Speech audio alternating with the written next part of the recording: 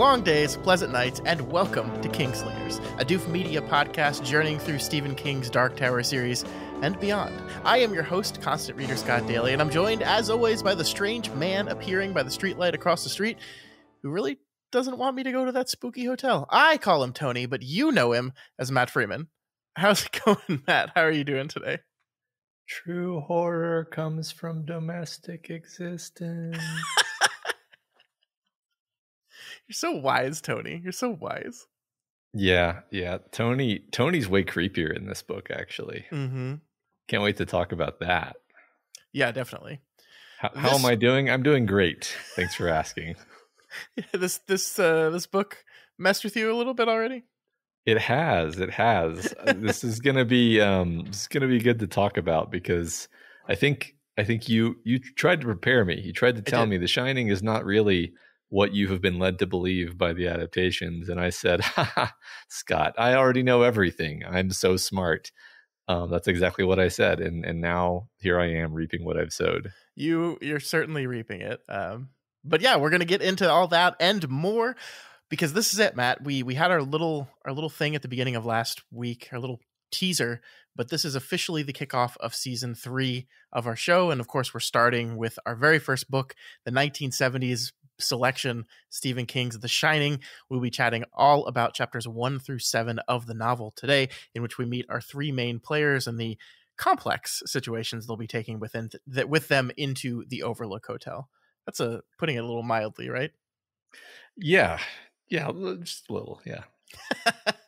All right, Matt, before we get into The Shining itself, I just wanted to set the stage a little bit here because, as we said last week, the way I picked the books this season was, going to each decade that Stephen King has been active, the 70s, the 80s, the 90s, the 2000s, the 2010s, and now the 2020s, and selecting one book that best personifies that decade or best, perhaps best gives us a window into who Stephen King was a writer, as a writer in that decade. And so we're going to begin at the beginning with the 1970s. And we're going to actually, Matt, be spending quite a bit of time here in the 1970s. We're going through 3 70s books over the next few weeks because not only do we pick one novel from King's, but we also picked a short story collection and a Bachman book, both of which happen to have been published in the 70s as well. So we're going to be here a while. But I think that kind of makes sense, right? The beginning is probably one of the places you want to spend the most amount of time. Yeah, it makes sense. And, it's a formative era for him. And it's also different from, I think, a lot of the stuff that comes later. So yeah seems definitely worth it. So in the 1970s, King wrote 7 books in this inaugural decade, many of which we have already talked about just through the course of our other shows.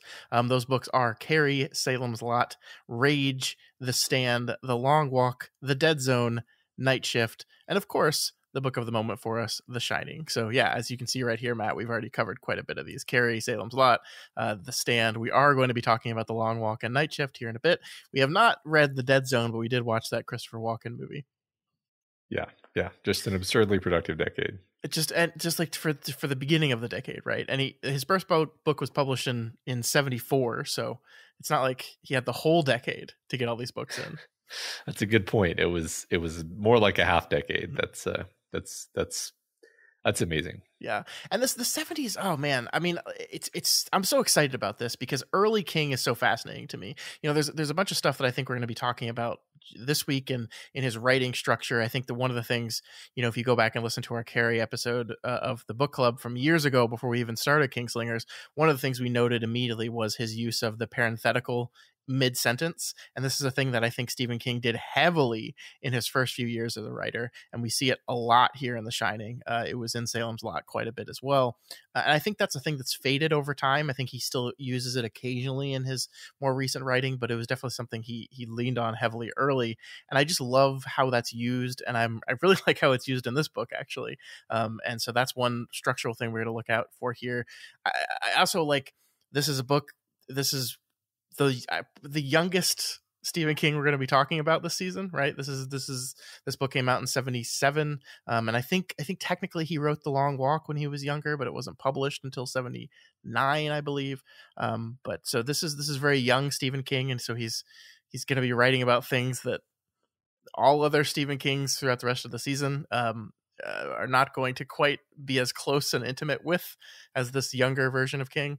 It's very exciting. I think he was 77. I think he was 30. So he's younger than us, Matt. Mm-hmm.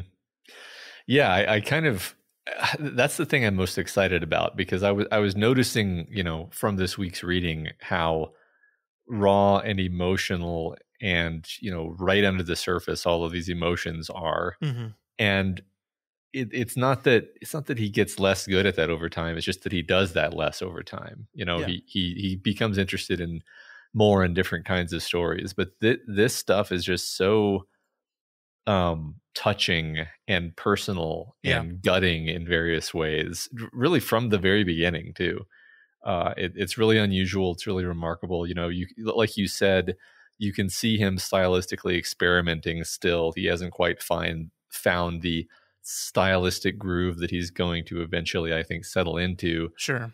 But I think it is further developed from, say, the writing of, Carrie, for example. This is just I don't know, that I'm already really excited that we're reading this book, because I'm just enjoying it so much, and just as a book for plotting the course of who Stephen King is and how he writes. It's a fantastic data point that I didn't even know I was missing. Yeah, I mean, it's interesting because we kind of almost picked this book by default, because like we have Carrie, we covered Salem's Lot, we covered The Stand, and so really the only like big book to pick for the decade was The Shining. And I was thinking to myself today, had we started Kingslingers with this project and I had the entire decade to pick from for my one example, would I have picked The Shining, or would I have erred towards The Stand? Which is, I think, if I'm being honest with myself, probably what I would have done. But it's really interesting to get to look at this book kind of by default as the representative of this decade of Stephen King, because I think there is a lot of stuff in here that you, to your exact point, will shine a light on what kind of writer he was in this decade. Mm-hmm. Sounds good. All right, so let's move into The Shining itself. As we mentioned, this book was published in 1977. It is King's third published book and the first one to become a bestseller in hardback. The other two did not hit the bestseller list until they were in paperback form. So I think not only is this one of King's most well-known books, so it's probably, I think, the one that cemented him as a master of horror. Really, I think this is, as I said last week, one of King's scariest books, or at least it's the one that scared me the most. And it's the one, I think, that the famous story goes, I think his publisher said, if you publish this book, you will be typecast as a horror writer. Now, like, he's, you had Carrie, you had Salem's Lot, that's two. If you go for a third, this is it. You're a horror writer now. And I think at the time King was like, sure, I'd love that. Let's do it. Mm-hmm. And yeah, that's what's so funny to me, is that as far as I'm concerned, he writes all kinds of things. It's just that people think of him as a horror writer. So that doesn't really seem to have changed what he wrote all that much. It's just changed how people branded him. It just goes to show you, like how much your first viewpoint on a person defines who they are going forward. Like he became a horror writer. He became the horror writer because the first three things he wrote were definitively horror stories. And he went on, you're absolutely right, to write all kinds of different stories. Even The Stand, which is the follow-up to this book, has horror elements in it, sure. But I don't know if I'd call that a horror novel. Yeah, no, that would seem to be pretty reductive to call that a horror novel. Yeah. But that's, you write 3 horror books in a row, you're a horror author forever. That's just the way it works. Yep, you fuck one lousy goat. Jesus, I don't even like you have. I am a podcaster and I've been made speechless. Successfully, totally derailed you. So King says he came up with the idea for The Shining after specifically wanting a different settings for his books, the first two, of course, being set in small town Maine. He randomly pointed to a spot on the map and landed on Boulder, Colorado, where he and his wife Tabitha went to visit. They ended up staying at the Stanley Hotel in Estes Park, where, as King tells it, he and his wife were the only ones staying at the hotel that night. It was basically the very end of the season and no one else was there, and so they were alone in this big hotel. The story came to him almost fully formed from that night, that experience staying there in that hotel. So it's a pretty cool story. Yeah, I think it's really interesting also just that once again we are returning to Boulder with Stephen King. I mean, we're the story, sort of begins in Boulder, you could say. Mm-hmm. And we just spent so much time in Boulder with The Shining. So I guess it's just kind of fun how he keeps returning to Maine. He keeps returning to Boulder. He finds these places in real life that speak to something in him, Yeah. that resonate with some feeling that he then wants to pin down to the page. Yeah. And I of course have visited the Stanley Hotel, which was a fun treat. And listeners will recognize it as the hotel that was in the 90s miniseries of The Shining, written by Stephen King, that we did another Levels of the Tower episode on. They filmed almost all of it at that hotel out there. It's a great hotel. It's a creepy hotel. They have ghost. They've really leaned into the Shining connection, Matt. They have like a hedge maze out front, a tiny little one, not like the not like the movie, but they really leaned into it, which is kind of adorable. But it is like I did the thing. I went out. The story that King tells is that he couldn't sleep and just kind of went out there, and he went to the bar, and he was the only one at the bar, and there was a bartender named Lloyd that served him drinks, and like that's how he tells the story. And so when I was staying at the Stanley Hotel, I wanted to experience this, and so really I took my copy of The Shining, and in the middle of the night, it was like 2 a.m. My wife was asleep. I just kind of got out and wandered the hotel, sat in a chair down one hallway, and just sat there reading The Shining. It's a wild experience. You can absolutely understand why this creepy hotel story came to him from staying at this place. Was there a bartender named Lloyd? There was not a bartender named Lloyd. I think okay. the bar was closed at that point. But I would have hoped that it would be open all night and be manned by someone named Lloyd, no matter what. Yeah, if they were really committed to the bit, they would have done that. It's disappointing. Yeah. We'll have to write the Stanley and see if they can fix that. Yeah, I agree. The Shining, Matt, is a whole lot of things. Obviously, it's the bones of what the story is are things that you're pretty familiar with, and I think that's the really interesting thing about this conversation is as I was kind of going through my notes and preparing for this talk, I was having a lot of trouble at times because there were moments where I was like wanting to gesture towards a theme that I think is going to become more self-evident later, but like I was fully aware that in my gesturing, I would be gesturing towards plot movements that you definitely already know about. I mean, broadly, because you haven't read the book, but are still aware of. And so like, I was a little more hesitant to do that this time around than I normally would be. Like, because again, this is a story, the bones of which you know very, very well. And so it's a little bit of a different kind of experience for both of us this time around. Yeah, no, it's definitely unusual. I'll say that much. I feel, despite the fact that we have basically done this process so many times now, I feel a bit of, I don't know, shaky legs walking into this one because I'm like, it's weird. I'll just say up front, and I kind of hinted at this earlier. Like I found just the very beginning of this book to be quite emotionally upsetting, in ways that I've never found, either of the adaptations to be upsetting. And that was not something I was really ready for or anticipating. So as we go into it, I'm sort of struggling to, let go of what does Yoda say? Unlearn what you have learned, and try to kind of forget the adaptations. Because yeah, you're right. I know the plot beats, but one thing that we've learned from Stephen King is that knowing the plot beats is the least important thing in the world. Yes. Because he's gonna, he's gonna. There's even foreshadowing for like the ending of the story in this first bit, right? The dream that Danny has. Yeah. Yeah. So once again, King is telling you how things are going to go, and then the entertainment, the experience of reading is actually okay. Well, how do we get there? Yeah, that's so true. And I wonder. I have never gotten to experience this book not knowing the story because I don't remember exactly when I read this book the first time, but I'm pretty sure I saw the movie before I read this book. So I've never gotten to experience what it must be like to see those scenes at the very beginning. And do you feel like, oh, this is they'll probably get out of this. This isn't how it's going to actually wind up. Or do you just feel like, oh no, this is exactly where the story is going? I do think he's gesturing towards this as a way as like, this is kind of inevitable. Like there's a very kind of tongue in cheek way in which Danny says some of the things that Tony shows me don't come true. So I don't need to worry about this. And it's like, yeah, okay, buddy. Sure. Whatever. One thing that I notice prose wise tone wise, I should say, actually, is that like all of Jack's narration, it just carries this pall of doom over it. It's Mhm. the most like, even if I didn't know that Jack was dead, I would know just from like the tone, like this is a doomed man. This is a damned man, you Interesting. know? Interesting. Yeah. Okay. Well, let's definitely pull out instances of that as we go through. Sounds good.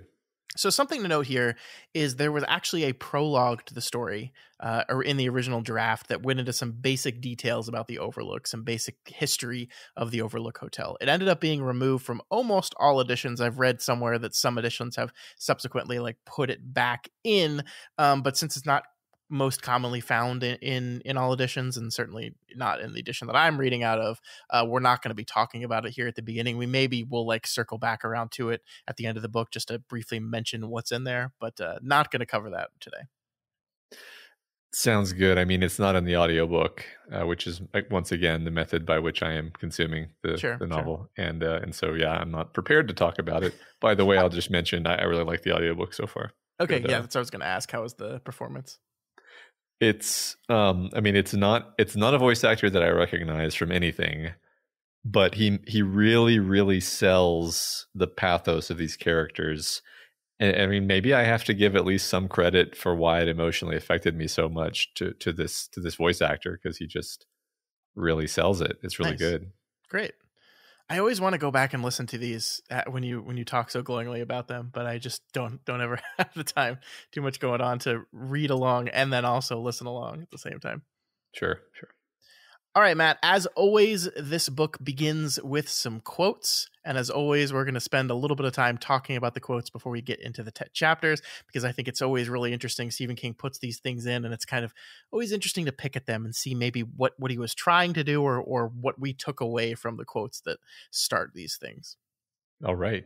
So the first quote the book opens with is an extended quote from Edgar Allan Poe's The Masque of the Red Death, a wonderful little short story about many things, but essentially about the inevitability of death. The story is about a prince who attempts to avoid a plague called the Red Death by hiding out in his abbey. He throws this lavish masquerade party with a bunch of other rich nobles, and spoilers for this 200-year-old story, but you can't hide from the plague in a party. It's not Mm-hmm. it's not how that works. It's a metaphor, though. But Yeah, yes. of course. The quote in the book, though, is interesting because it's not about the plague itself. It's not about the Red Death, but rather about a giant ebony clock that lets out a ring on the hour. And I want to talk about this quote to you and what your takeaway from it was. But let me just read a little bit of the quote that's in the book. And whilst the chimes of the clock yet rang, it was observed that the giddiest grew pale, and the more aged and sedate passed their hands over their brows as if in confused reverie or meditation. But when the echoes had finally ceased, a light laughter at once pervaded the assembly, and they smiled as if at their own nervousness. So let's talk about this, Matt. Yeah. Once again, I know we're supposed to be talking about The Shining and not The Stand. In here I go again. But it is interesting to me that, once again, here we have plagues. So it's just kind of funny that we have plagues and Boulder, Colorado, showing up in Stephen King's mind. Sure. Just quite a lot in the 70s. Uh-huh. But anyway, as for the quote that you read, I think the vibe that I'm getting, not really having, I don't think I've read this poem, honestly, but the vibe I'm getting is that, it's a poem about pretending not to be bothered by something, or at least this passage is about pretending not to be bothered by something. It's about the fear of the thing that we know is there just out of the corner of our eye, but we're trying really hard not to think about it, not to acknowledge it.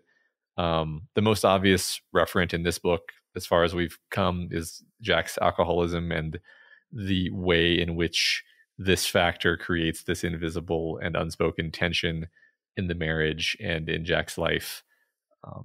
That's the connection I'm drawing. Yeah, no, I think that's spot on. I mean, I think within the context of the story, it is kind of referring to the inevitable passage of time and how it inevitably leads to death, right? That's kind of one thing the story is about, is that death is inescapable. You cannot run from it. You cannot hide from it. You can't wear a mask and confuse it. It will find you. And the clock chimes out every hour, and they try to pretend like they don't notice that time is ticking and their time on this earth is passing by. And it's also like this idea that, like, we human beings like live our lives with this awareness that we're all going to die one day, but it's not, for most people, it's not a thing you're thinking about constantly. But then like something happens, that the metaphorical like ringing out of the clock that like reminds you of that, and like you're briefly Mhm. okay, I'm a little nervous about this now, and then when it ends, you kind of just move on. Like if you have a health scare, for example, right? And like a lot of people, you have a health scare and like you get really focused on your health for a bit, and then that kind of fades away, and you kind of sink back into your life. That's one of the things that I took from it, and I like your read about how this interacts with the story, because yeah, it's like, you know, we have these things happening, these you know, clocks ringing that say, Wendy, this guy's in trouble, or Jack, you need to get a control of yourself. These things happen, these events, these big moments, and they seem to do the trick, and then we just kind of lull ourselves back into this kind of groove and not really pay attention to those things, and they build and build and build, and that's kind of where our characters are at the beginning of the story. Yeah, it's interesting because, you know, the book it is in a sense about death. I know there are ghosts, you know, I know that much, but I like the interpretation that the metaphor is more about averting your eyes from something than it is just about death specifically, insofar as the reason why King included it. Mm-hmm. So yeah, I get what you're saying though. Yeah. So the next quote here we have is, "The sleep of reason breeds monsters," a quote from the Spanish painter Goya. What was your takeaway of this one, Matt? So I think that my reaction is actually way too primed by all of the discussion that we've had recently about Stephen King and rationality, because I literally, like, without even really intentionally cogitating about it too much, I was like, I basically interpreted it probably backwards, because I can't help but think that King, who loves to attack rationality and reason in a sense, could mean, you know, reason lulls you to sleep. The feeling that you can reason and rationalize your way through life puts you to sleep, and then in this sleep of reason, in this sleep of false confidence, this is where monsters arise. Um, What's funny is I don't know that I actually believe that, because the most straightforward interpretation is just, when reason is asleep, monsters awake, basically, Yeah, right? yeah. Which is the opposite of what I just said. But I just thought it was funny how I have to interpret this in light of, like, well, what does Stephen King think about this? You know? Yeah, I mean, that's most certainly what Goya's intent of the original quote was. Like, this was shining on intellectualism and reason, right? This idea Mhm. that like reason is what keeps the monsters at bay, and the sleep of reason breeds monsters. When reason is sleeping, monsters breed. But I love your interpretation, because I think you're absolutely right that this ties in perfectly with what King has shown to be a lot of his beliefs. This idea that we can understand and rationalize everything, and that gives us this false sense of control and power we have over the universe, when actually we don't. When there's things out there that we just don't understand. And you know, just for everyone's reference, you know the disturbing painting, Saturn. I think the painting is called just Saturn, but it's Saturn devouring his son. Yeah. It's the freaky, creepy giant guy eating the body. Yep. That's by Goya. Yep. So, which is interesting because that's probably the most famous Goya painting, or at least as far as I know, it is. It is. Yeah. And it's about a man eating his son, which is like themes. Yeah, I mean, that's like, see, King is so cute with this stuff, right? Because that's exactly, I'm so glad you pulled, because like, yes, this quote is great, and it ties into King's philosophy, it ties into this book a lot, but also he's like, I'm going to pick this guy because everyone knows in this painting, this guy is eating his kid. And like 100% King was fully aware of that when doing this. 100%. Yes, absolutely. So our final quote is probably the one that's the most transparent to us. It's just, it'll shine when it shines. King attributes this to a folk saying, though there was an album released in 1974, 3 years before this book came out, by the country folk band the Ozark Mountain Daredevils, that was titled "It'll Shine When It Shines," talking about the sun, of course. So I mean, it's pretty obvious, right? The shining, which I think King attributes the name of the title to a John Lennon song. But here's another instance of he's probably just picking. I don't know how popular this song was in the 70s to know if like this is a song that King would have absolutely heard of. I don't know, but it just seems pretty obvious, right? Sure. Yeah, I agree that it is simply a reference to The Shining. Yes. This book is, like many King novels, especially his earlier ones, divided into parts, and we'll be covering all of part 1 today, titled, I think wonderfully, Prefatory Matters, which is my favorite new way of saying prologue or preface without actually saying prologue or preface. But it is interesting because it's a hell of a lot longer than and more involved than what you would normally think of when you hear prologue or preface, right? It's my take on, okay, why do you call this fairly big chunk of the book Prefatory Matters when really we're doing quite a lot of stuff here? Yeah. My take is because we're not at the hotel yet. And no matter how consequential the events are, it becomes irrelevant due to the overwhelming totemic importance of the hotel. I think you're 100%. No, I think you're 100% right with that. Cool. Certainly, this is everything we need. We needed to lay the groundwork, but we also it's important to establish the dynamic relationships between these characters, right? And then we're going to throw them in this situation with the hotel, and we're going to see how all this prefatory stuff plays out within that. Yeah, right. All right, so half an hour into the podcast, we finally get to chapter 1. Making good time as always. Yeah, we're doing great. Chapter 1 is titled Job Interview. And Matt, gosh, we've talked about this before. I'm going to say it again. I love opening lines. I think the first sentence, the first page of a novel is one of the most exciting in the entire book because it's like, it's your blank canvas, right? You can start anywhere. You can decide where the story begins all you want, anywhere at all, how it begins, where it begins. You have this wonderful ability to make a statement about what your story is going to be right here at the very beginning. With that in mind, let's look at the first 6 words of The Shining. Jack Torrance thought, officious little prick. That's incredible, right? That's awesome. I love everything about this. It's simple, but it gets exactly at what we're doing, because what we're doing here is in the first 6 lines making Jack Torrance, the main character of this book, a total asshole. Right? Total asshole. A fairly unlikable asshole. Yeah. And that's, and we're doing that because, he is kind of a fucking asshole, and that's certainly not all he is. And the book will, from here, especially even this week, go into complicating Jack Torrance as a character. We're going to learn a lot more about who he is and why he is and all these things. But it's so interesting that this is where King wants us to start. Think of how different it would be if we see a sympathetic portrayal of Jack first, and then over time realize he's kind of a prick, instead of right off the bat. Let's be fundamentally clear with our reader. This guy's kind of a prick. He's just a jerk, kind of. Yeah. And then we fill in the detail there. Yeah, he's a smug, self-important, arrogant.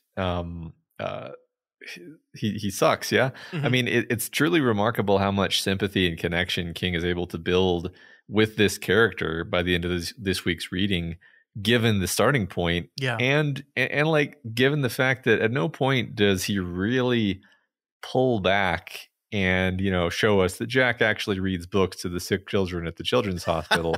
Like, no. Like, the only thing that Jack has going for them is that he's Danny's father. Yeah. And I was going to say he's a good father, but that's not true. He's Danny's father. He's a present father. He is there, and Danny loves him, and he loves Danny. He just has that monkey on his back that kind of makes it really hard for him to do his job as a father. So it's the complex asshole thing. I feel like we had a term for this in some previous book where it's like he just is through and through kind of a piece of shit. But the more details you learn about a person or about a fictional character, your brain really can't tell the difference. The more human they become, and the more you kind of start getting on their side, even if you kind of have no reason to, which is just a fantastic fact about the way reading works. Can we invent a term right now? Can we coin something right this very minute? Yeah. I'm feeling complassal. Complassal. Yeah. Complassal. Complassal. Yeah. Love I, it. I think one of the really interesting things to me too is just talking, like, getting down to basic sentence structure, right? Like, this is 6 words. It's a sentence. It's barely a sentence. But isn't it interesting? Like, it starts with Jack, right? Like, there's a different way you can write this dialogue that says, officious little prick, Jack Torrance thought, Mm-hmm. right? But no, we actually do it the opposite. We do Jack Torrance thought, officious little prick. And I think that's so interesting because it puts Jack at the very beginning. The first 2 lines of the book you read are Jack Torrance, and it's him actively thinking. It's not like because he's at the start of the sentence. I don't know. Yeah. Just fascinated by that little choice. No, I feel like 99% of books that have a similar beginning would do what you just said. It would be the thought and then comma the name. But yeah, it's a subtle centering of the character, and maybe, I mean, I think there's a lot of linguistic choices here that really, really put you in Jack's head and make you identify with him. You know, even when he's thinking things that are kind of shitty.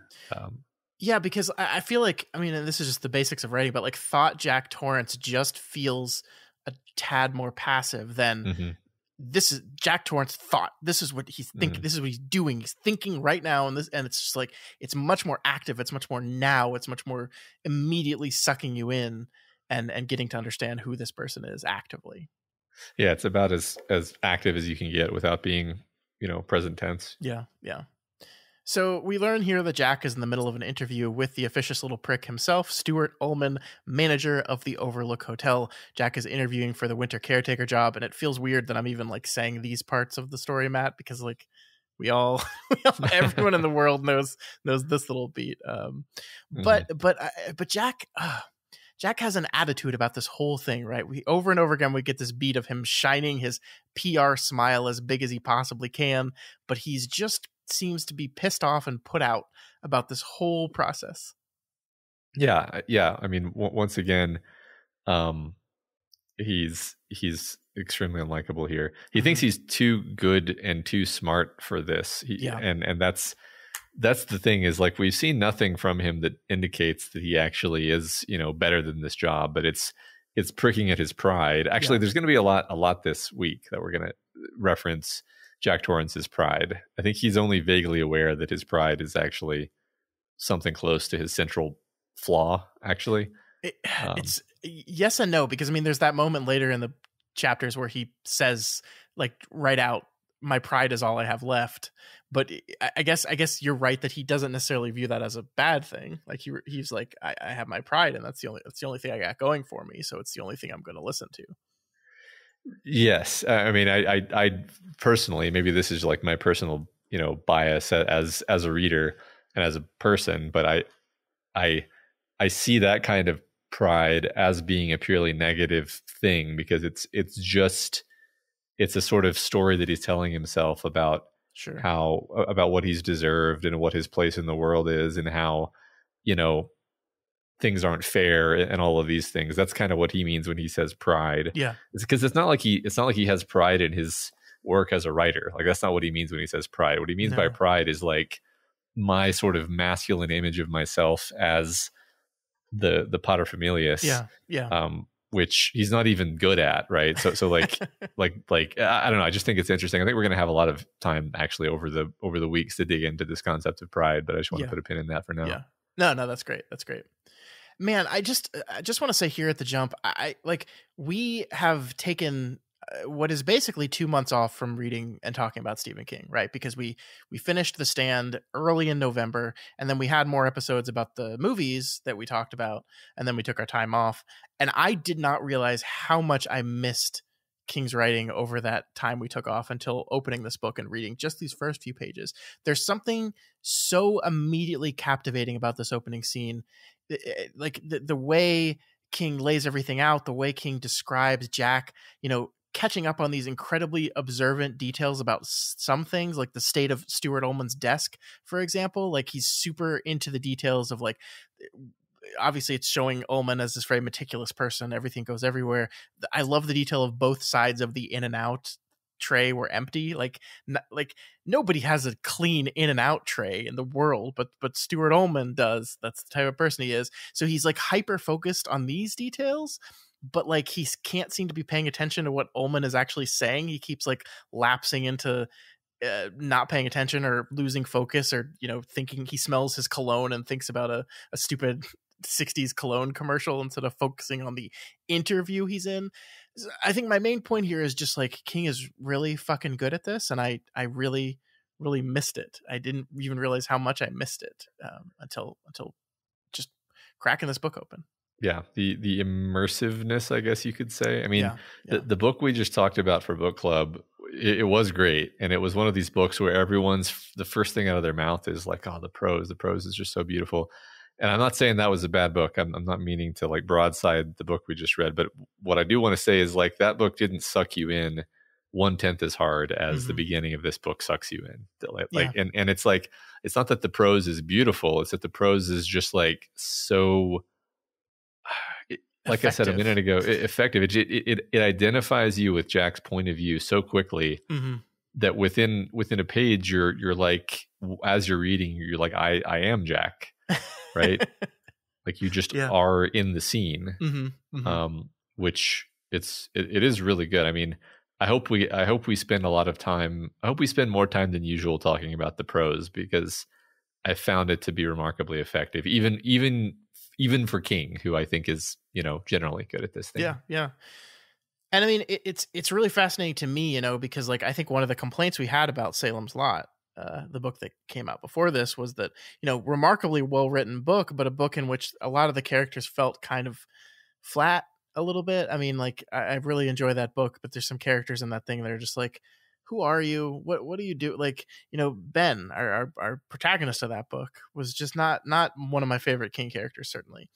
But here we're 70 pages into this lengthy book, and all these characters are so complex and so captivating, and like so immediately defined and molded, and you're just there, and it's just so incredible. It really is.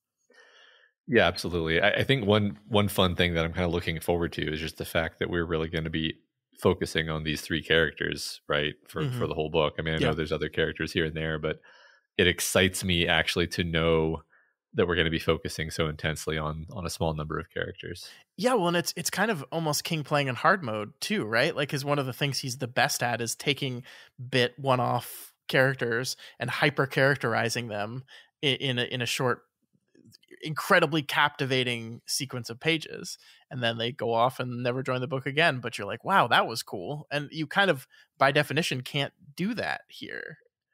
I mean, there's going to be some, right? We're obviously going to meet Dick Halloran next week, but other than that, really. Yeah, no, I mean, especially in contrast to The Stand, which we just spent so much time talking about, which has 50 million characters. It's sure, it's a huge contrast. Yeah. So it's interesting, though, talking about Jack's kind of cavalier, too good for this attitude, because as we come to understand it throughout the course of this week's reading, this job is his lifeline. He has nothing else, no other opportunities, no hope, nothing. He has this job, and the person in charge of giving him the job doesn't want to do it. We learn here that Jack's got a friend, Al, who has a lot of connections and sway at this hotel, and he's the one that's basically forcing Stuart Ullman to give him the job. And he doesn't want to do that. And so you kind of think, I don't know, the natural reaction here would be like, hey, Jack, maybe not be quite so cavalier, quite so angry, quite so dismissive. Maybe realize that this is really the last shot you got. But he doesn't really behave like that, right? That's kind of Jack. Yeah, this is kind of what I mean about the pride being a wholly negative thing, because he can't actually just be humble and be like, wow, I really fucked up. I really need to do some soul searching. And I really lucked out by having my friend Al who can give me a hand out here, and I'll use this time to get my head on right. It's like, no, none of that, nothing even in that galaxy enters into his head. It's all just anger and self-loathing. Like, that's what's interesting is it's not that he's wholly self-justifying, because he's also full of self-loathing. It's just a totally unproductive kind of self-loathing, where it's just like, God, I'm such a piece of shit. Oh, I suck so bad. Oh my God. And like, okay, this is not prompting any kind of growth, right? That's what's kind of, I mean, you're immersed in it as you're going, but like stepping back from it, it's like, okay, but like, it's obvious what he's doing wrong is he's not actually thinking about what he could do differently. He's just kind of like, oh, so the world is, it's also bad. Oh my god. Yeah, it's almost Yeah. if he has these like self-loathing spirals and self-justifying spirals kind of spinning in him at all time, but they're not ever, they're like running parallel to each other, so they're Mm. not ever actually touching each other in Yeah, ways that you think they would. I like that. So Ullman walks Jack through the floor plan of the hotel, which gives us a quick kind of mental tour of the geography of the place we're going to be spending most of this book. And as part of this tour, Ullman mentions the Roque Court, which we're told is a forebear to croquet. And it's this really fascinating detail that will come up again in a few chapters when Danny sees a bloody version of this very mallet briefly inside his daddy's car, which is a wonderful, shocking image. But here we have it, Matt, the Roque Court. We have the topiary animals. We're learning a little bit about the Overlook here. Yeah, I love it. I mean, it's one of those the general from the specific things, right? It's this very, very particular, interesting setting detail where everybody knows hotels. Everybody kind of knows how hotels can be creepy when you're alone at night. But I've never seen topiary animals, and I've never seen a Roque Court at a hotel. So yeah, for some reason, just adding that weird detail kind of really fleshes it out beyond just like, oh, it's a hotel. I know what hotels are. Yeah, and it's so interesting to me that King chose Roque here, right? It's a game that I had, outside of the context of this book, had never heard of before in my life. When researching it, I actually found like a YouTube video about some small like Western New York town that is like obsessed with Roque and still plays it all the time. Just like this random town that still has a Roque Court and is like the only competitive Roque space in America. Just like why not? Like, if you're gonna do this, why not just croquet, the game that everyone knows, right? Why choose a different version that no one's ever heard of? It's just a fascinating choice. Yeah, I mean the closest thing that I have to an answer is just like, well, maybe King just had like the vision of a Roque mallet in his head, and maybe those look, distinctly different from a croquet mallet, and in some way that just like for him, that's just the image was specifically a Roque mallet, not a croquet mallet. Sure. It's King has this way of talking about his stories where he behaves as if they just come into his mind from elsewhere, which we've talked about this many times. But like at some level, I want to take that seriously. I want to say it's Roque because in his head he saw a Roque Court, like, and that's not to like, obviously it was constructed, obviously it was a choice, but at the same time, the image of the Roque mallet just came along the path of the beam, right? It's you don't choose your inspirations. Yeah, but if we say that definitively, then we're out of a job. Scott, it's a metaphor. It's a metaphor for it's like it's shorter than a croquet mallet, so it's like it's a child version, so it's a metaphor for Danny. That's it. Yeah. We did. Also, the other thing I noticed as I'm scrolling through pictures of Roque mallets is it seems like the head of it is narrower, as like the cross section is narrower. So like if you whack somebody with it, it wouldn't. It's the same force distributed over a smaller surface area, which I would imagine would do more damage. Yeah, really good for kid bashing, I think. Really good particularly good for kid bashing. Yeah. The interesting thing about this to me, though, and this is where we can get like really wild with this, is Ullman here says that Roque is a British forebear of our croquet, is the way he describes this, which is interesting because I looked this up. I spent some of my valuable time researching Roque, which is information I'll never use again, but the truth appears to actually be the exact opposite. That croquet is a game that caught on in the Empire of Britain, was very, very popular in the British Isles, and Roque is an American created bastardization of that game. So Ullman is just wrong here, and we could say King just made a mistake. Like, he didn't have Google, he couldn't just look this up like I did, but we're here to be crazy, and we're here to read into everything. And I like the idea that Ullman is just fucking wrong here because he's an idiot, and he just wants Roke to be classier, and so he's made up the story that, oh, it's actually the classier British version of this game. This is the Roke court, and he's just wrong because he's an idiot. Yeah, well, it's fun to ask whether he's wrong because he's an idiot and doesn't know any better, or that he just intentionally made it up. He just made it up, because it's like like you just said, it seems classier, and he wants people to think of the Overlook as this classy place.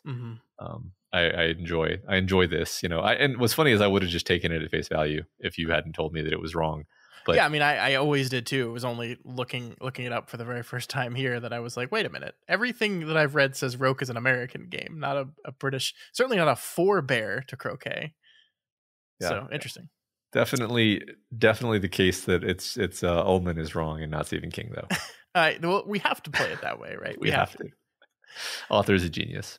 And everything is intentional. Ullman also tells us a brief history of the hotel, how often it has changed hands, and the fact that this year will be the first year in the hotel's history, the hotel's century-long history, that it will turn a profit, something that Stuart Ullman is quite proud of.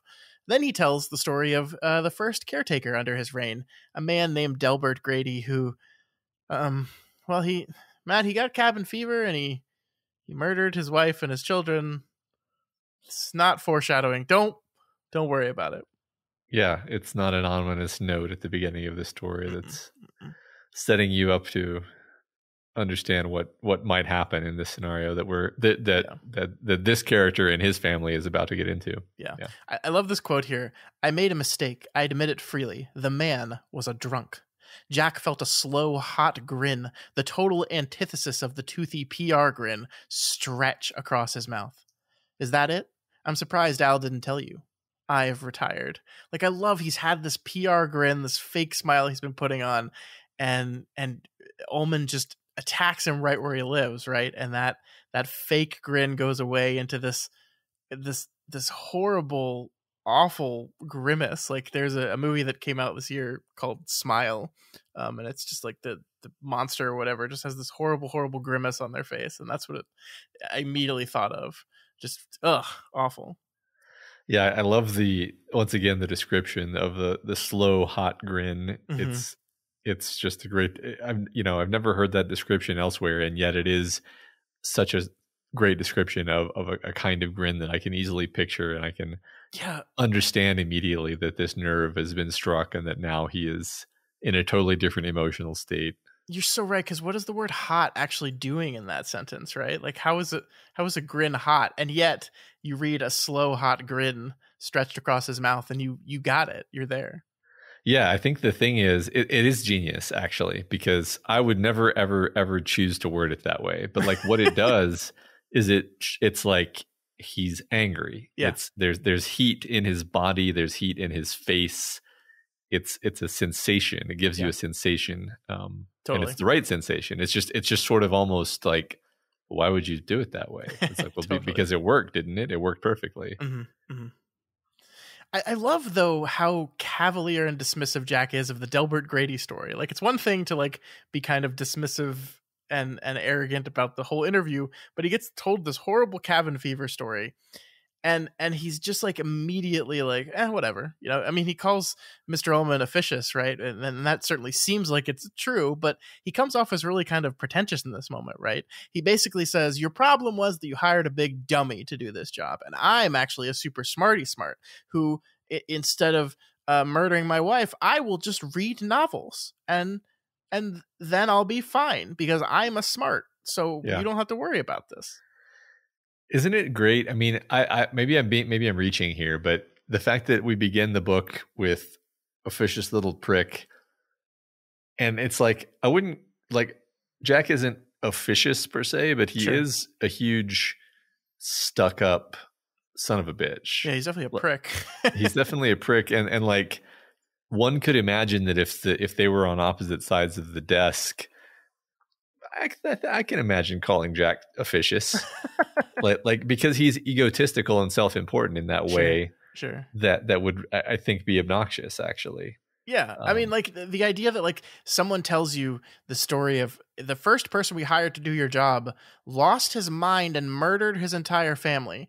And he, in the interview, sits here and goes, well, you know what that your problem was? You hired an idiot. Like, I think he says, like, let me guess, high school education. Like, it's just so like, come on, man. Like, yeah, it's just so, he's such an asshole. yeah. Dumb people are worse than people like me. Yeah, Yeah. Yeah. So ultimately, Ullman gives Jack the job, as he was kind of going to do anyway. But he does so grudgingly, and the chapter ends as the two part on not great terms. I think it ends with like, no, definitely hard feelings, lots of hard feelings. yeah, yeah. It's great. So from here we move on to chapter 2, titled Boulder. Our second chapter heads back to the Boulder less free zone, where we meet our second character, Jack's wife, Wendy Torrance. If the first chapter of the novel was all about establishing Jack as kind of a prickly asshole while admitting there's a little bit more under the surface that we'll learn about later, then I think this one is, to me, about establishing poor Wendy as this grief-stricken and absolutely terrified woman. I love this kind of opening paragraph here. She looked out of the kitchen window and saw him just sitting there on the curb, not playing with his trucks or the wagon or even the balsa glider that had pleased him so much all the last week since Jack brought it home. He was just sitting there, watching for their shop-worn VW, his elbows planted on his thighs and his chin propped in his hands, a 5-year-old kid waiting for his daddy. Wendy suddenly felt bad, almost crying bad.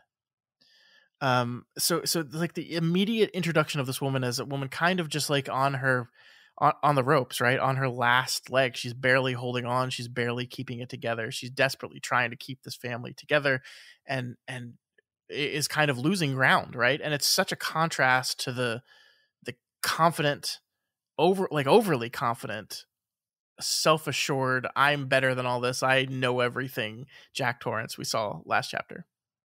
Yeah, definitely. Wendy is enormously likable, even though I think she has some of her own flaws, although they're sort of much more forgivable ones.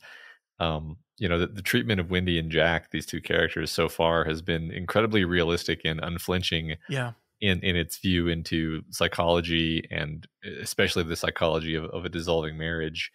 But there's a dramatic tonal shift between the two POVs is the other thing that I think I love the most. They just feel like it feels like a different color, if that makes any sense. Like Jack's POV is red and black, and Wendy's is blue and gray. Yeah. And a lot of that is the word choice and the way the sentences are. Just this bit you just read. It's 2 sentences and like 9 commas. Just the commas give this like spaced out sort of dreariness to things, this melancholy. Yeah, you're absolutely right. I mean, the Jack's sentences are shorter, they're punctuated, there's colons, there's stops, these sentences much more flowing, much more lots of pausing. You're absolutely right. Yeah. And I think it is interesting, in this context, we're talking about here, we get the first hint about how desperate Jack's situation is here, right? Not from Jack in the middle of this desperate interview that he needs, but from his wife. Like we learned they're living in this apartment building. They've moved halfway across the country from where they were before. They are barely scraping anything together. They are in trouble. They are in a lot of trouble, not just interpersonally within the marriage, but just financially, economically. They are in dire straits right now, and Wendy is stressed about it. And we got none of that from Jack really last chapter. Yeah, that's a good point. It's like he's living on a whole different planet. Effectively, he's just not. He's not thinking about these things. He's thinking about his pride, she's thinking about the realities of their existence. I love the little detail of the angry couple that lives above them in the apartment complexes that like fights all week, and it leads up to this big, huge, explosive fight on the weekend. And the man in the couple clearly has a drinking problem. It's almost as if King has created the situation where Jack and Wendy fled their life back in Stovington. All the stuff happened there and they fled from it. They ran away for this new start, this new hope, this new opportunity, but at least part of them followed, right? And it's hovering literally above them, kind of like in the air above them, like ghosts of their past, kind of in this couple that lives above them, that's seemingly constantly reminding them of part of what their experiences were. I absolutely love that. I love the idea that we should keep our eyes open for more like metaphorical ghosts, actually. Yeah. I think King does so much in these first two chapters to craft this air of tension and foreboding and anxiety.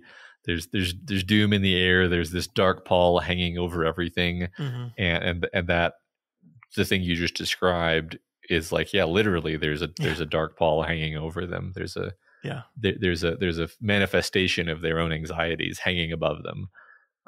It's great. Mm-hmm. So Wendy heads outside to check on her 5-year-old son, Danny, who is patiently sitting on the curb waiting for his daddy. And they get to talking between the two of them. And I really love this exchange. Just like this little, it's so good. It's vulgar. What's vulgar, Mom? Like when you pick your nose at the table or pee with the bathroom door open, or saying things like all shot to shit. Shit is a vulgar word. Nice people don't say it. Dad says it. When he was looking at the bug motor, he said, Christ, the fuel pump's all shot to shit. Isn't Dad nice? How do you get into these things, Winifred? Do you practice? Just like these kind of conversational cul-de-sacs you work yourself into when talking to children, that like they just are learning everything new. And so it's just great. And then of course the not the metaphorical, but the literal idea of like, well, nice people don't say it, but Dad says it. Isn't Dad nice? And then Wendy's like, well, it's a complicated question, son. Right. That's the best part is you know that she's thinking like, oh my God, I can't answer this honestly, right? Yeah, mm-hmm. It's great. I love that last bit. The how do you get yourself into these things? Do you practice? It's just one of those great Stephen King touches of character where you're like, oh, he must have heard someone say that or something, right? Yeah. It's such a good thing. Mm-hmm.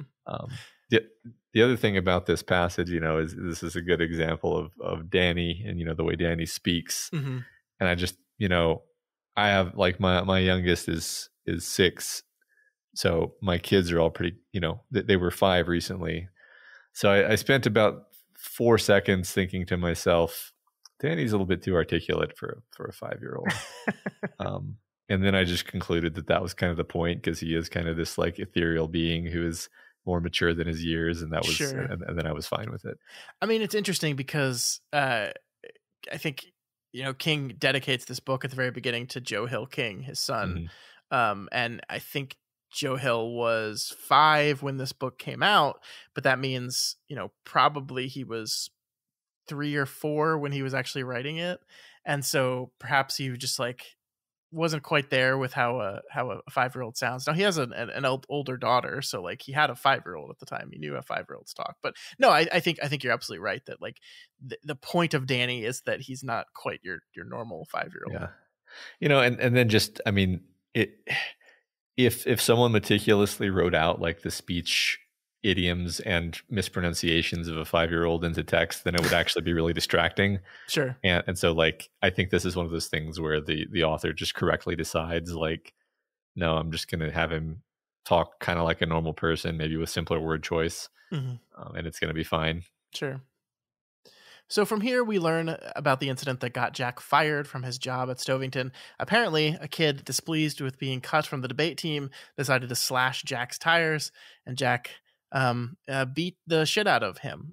We don't even actually hear the details of like what he did to him, but he beat him up, and that caused him to get fired. The thing that I find so interesting about this is we're told very specifically in this moment, and we'll learn a little bit more about this in a bit, but we're told here that Jack was sober. This was after the moment of he quitting drinking. He was on the wagon at this point.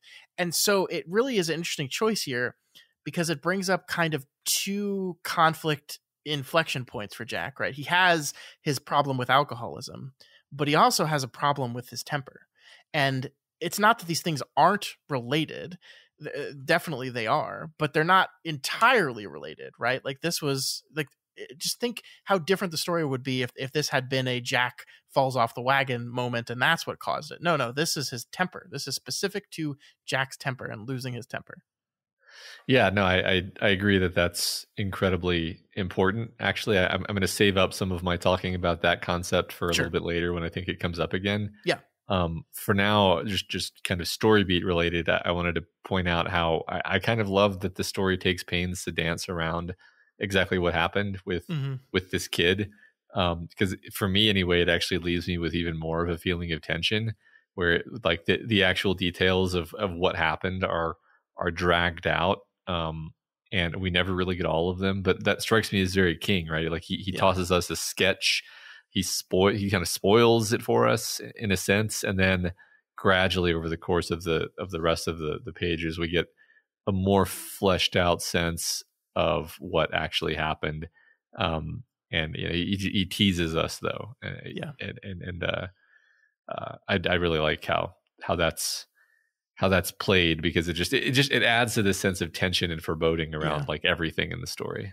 I think you're so right, and I think the cool thing about it is it also makes place within the context of the story itself, because Wendy is kind of being prodded by her son about this event, and like so as she's thinking about it and processing it, and we're kind of witnessing that, she's kind of trying to translate it into a simpler language that avoids the details of it, because A, Danny won't understand the details of it, and B, she doesn't really want to paint a fully accurate picture of it because she doesn't want to completely damage her son's view of his father. And so like, and she's not verbalizing all this stuff. She's thinking through it, but because she's thinking through it within the context of trying to field her son's questions, it kind of takes that kind of hiding and not getting into the details type of tone to it. Yeah, it's like an internal dissembling.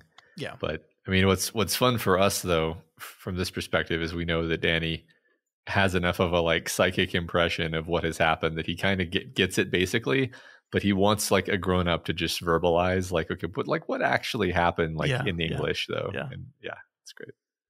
So really here in the rest of the chapter, we just get this perfect characterization of Wendy that you've already touched on. And we'll go into more detail with her as we continue for sure. But I just love this. It's a short chapter, and it's really just an introduction to this woman who's desperate, who's conflicted, who's unsure, who's sitting here, doesn't know what she's going to do. And I just love the writing. This is how the chapter ends right here. Sitting at the table with her big pottery cup in front of her, she looked out the window at him, still sitting on the curb in his blue jeans and his oversized dark green Stovington prep sweatshirt, the glider now lying beside him. The tears which had threatened all day now came in a cloudburst, and she leaned into the fragrant curling steam of the tea and wept, in grief and loss for the past, and terror of the future. Wow. It's great. Yeah. It's really heartbreaking stuff and empathizable. And just very, very human, right? Yeah, definitely. And what I love is we'll take this understanding and this defining of her character, and then we'll move into the details more as we go in this week's reading to understand, like, why does this woman feel so trapped in this relationship? Why, answer the old, like, well, why don't you leave questions, right? I think the book does a really good job of making us understand all these different parts of her and the why she's so conflicted with all this stuff. Yeah, sure. All the feelings of failure and guilt and shame and inadequacy and really, I mean, we spend quite a lot of time on the details of all of that. And that's some of my favorite stuff in the book so far, actually. Definitely.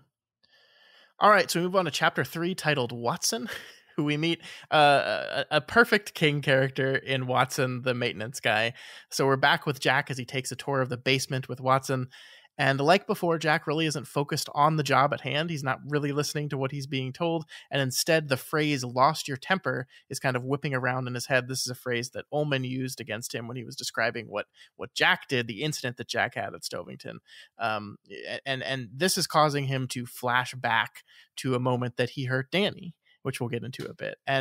And this is, again, I think, just a really interesting structural device. I think we learn about the incident through Danny referencing the time Daddy hurt his arm. That's the first time we learn about it. We see it through Wendy as she keeps recalling the image of little Danny in a cast. And then, and only then, do we actually peel back some of the layers within Jack and find out what he did and see how much it messed him up, right? Yeah. And it really, really did, right? Like Yeah. that's the most. So this is, I'll just say now, this is like the part that most affected me. Yeah. Was the Jack's own internal recounting, his internal POV of this event, and how it's just totally mentally derailed him during this entire chapter. Where, yeah, like in the background, we're learning these important plot details about the hotel and about the boiler and all these things, but like the salient thing, really, like the emotionally charged thing is this stuff replaying through his head. Yeah.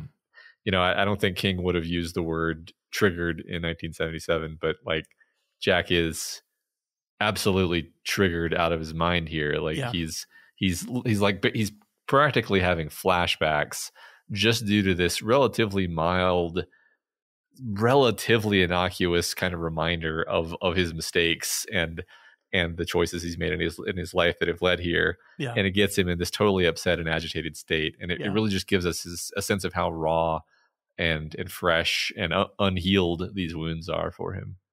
Yeah, and it's one of these things that I think King does such a good job of. We've talked about it before, and we'll talk about it again before the end of the week, but he uses these phrases, and he allows these phrases to like repeat in his character's mind and on the page. This one is "lost your temper," and this repetition really allows us to really dive into the mind of the character. Like it's just this repeating beat throughout this chapter of "lost your temper, lost your temper, lost your temper." It's really effective. Yeah, I love it. So we got to talk about the incident, because Jack kind of here retells the incident of Danny messing with his papers and him, breaking his arm. And this is so. This to me is absolutely horrifying. It's absolutely horrifying to read this. And the thing is, and I'm going to try to talk carefully about this. There is something relatable about it as well. Like anyone here that has children knows how frustrating kids can be sometimes, right? I think one of the weirdest things that happened to me in my journey with my son is I remember very distinctly in all the classes that you take in preparation for the birth, like hospitals always offer parenting classes. Like obviously you do the CPR classes, but they also teach you a bunch of other things. And one of the things I noticed throughout a lot of these classes, one beat that they were hitting over and over again was this idea that like, if you get really frustrated, if you get really upset, just set the baby down and walk out of the room. Do not handle the baby frustrated. And I was really put off by this, because I was like, what do you think I'm going to do? Like, is this something you really feel like you have to tell me and drill into me? And of course I didn't have a kid yet. And I, like there are times when children are incredibly frustrating, right? That they like just have this incredible ability to attack you right where you live and drive you into this sense of real frustration. And so while goodness, I would never hurt my child, like the anger that I think goes over Jack in combination with his drinking, I think is relatable to a certain extent. And that makes it all the more horrifying. It's not that I could see myself doing this to my son, but like I've been really angry at my kid before, for sure. Yeah. I mean, even just like I can sit here in the calm of my podcasting studio and be like, there's really no reason for me to ever raise my voice at my children. That's just a true statement. But tell that to me when I'm in the middle of raising my voice at my children. Yeah. Where like in that moment, it's like, yeah, but they just spilled the thing all over the, and it's like, that's not the same thing as physically laying hands on them, obviously, but it brings me the same level of kind of shameful feeling, because sometimes you're in that situation and you even in the moment, you're able to step back from yourself and be like, come on, man. Yeah. Like better than this. And then you're just, and I feel a shade of what Jack is feeling here. Like this is the bit that made me tear up. Right. And I very rarely get that level of an emotion from a book. I like, it's more like stuff like, characters dying poignantly that get that kind of reaction out of me. But just like the vicarious shame and self-loathing that I nonetheless found unfortunately relatable, just as like a parent who has had like the normal amount of moments where you get disappointed in yourself because of your shitty parenting which really like any third party would be like, come on, man, go easy on yourself. Like sometimes the kids get on your nerves, it's fine. But like you're going to be your worst critic in those moments. And so like anyway, yeah, like King really pushed my buttons here. Bravo. And like the moment, like the feeling, I found it all too easy to imagine, like grabbing your kid's arm, not meaning to hurt them, but Yeah. then like you're a giant Yeah. compared to a 3-year-old, and just the ease with which you could just snap that bone and feel it in your hand. And like I could just imagine the feeling that you would have. You'd just be like, you piece of shit. Like I Yeah. just found it so easy to just know what that would feel like. Oh, And yeah. just like the self-hate that I would have, I mean, I've walked into my room and seen my 2-year-old getting into something I explicitly told him he wasn't supposed to, and it being something that could hurt him and it's dangerous, and I've rushed over to him to pull him away from that thing, right? And Yeah. like, yeah, it's so easy to imagine, oh, you're in your rush, in this rush of concern combined with anger and frustration, you pull a little too hard, or you just like, yeah, just a little bit. Like, we talk about the Kubrick Shining when he talks about, with Jack Nicholson very cavalierly talks about like 1 pound per square, like just like Yeah. he's very cavalierly dismissing what he did. But like, yeah, like the one little two, like it's just, oh man, and you feel disgusting, right? Absolutely. Like I've Mhm. yelled at my kid before, and I like immediately felt like a piece of shit. Like just Yeah. it's incredible how fast it goes from frustration to the point of snapping to, oh god, I suck, how did I Yeah. do that? Like it's Right. yeah, gosh. I mean, I have a feeling this is like the main thing we're going to be playing with in the story, which makes me, almost like apprehensive, because it's the thing is like you have the reason you feel that way is because you love them more than anything. Mhm, And so mhm. like if somebody else were yelling at your kid like that, you'd be like, hey, asshole, like, but Yeah. it's you. Yeah. You're like, what, like, how can I be the one yelling at them? Like it's Mhm. like incongruous. Yeah. Which is, it's just such a weird thing to be human and to like not really have control over yourself the way you wish you did, Sure.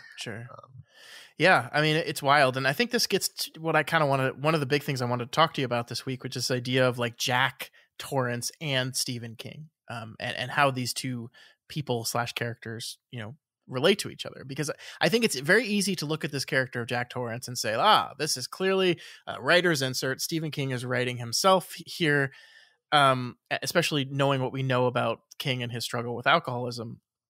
But I mean, I think it's more than that. I think, King here is writing his worst nightmare. He's trying to write a horror story, and he's writing what he imagines his worst possible nightmare could be.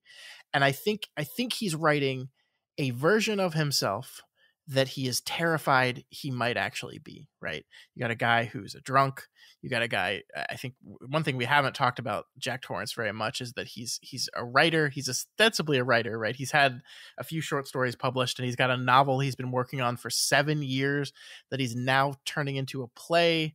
We'll talk more about that later, but I think we could maybe just call him a failed writer at this point.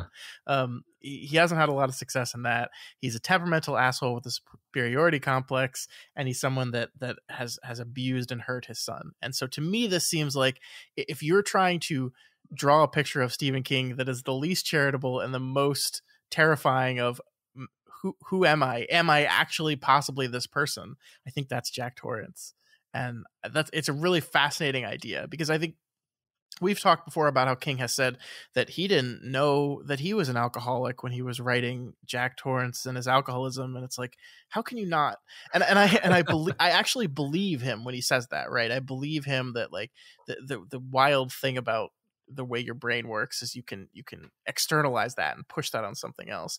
But I think in the deep recesses of his subconscious, maybe he was fully aware that he was, and he was terrified, and he was terrified of being that person. He's terrified of being all these things, and he's putting all that fear into this one guy. And by the way, we'll get to this as we go. That to me is maybe one of the reasons why he hates that Kubrick version of the movie so much, right? Because if Jack Torrance is the worst the worst fears of Stephen King of who he is, then he needs to know that there's some form of redemption for that character at some point along the line.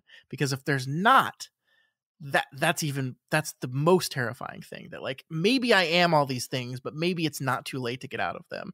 And the Kubrick version says, no, it doesn't. Yeah. There's no hope of that.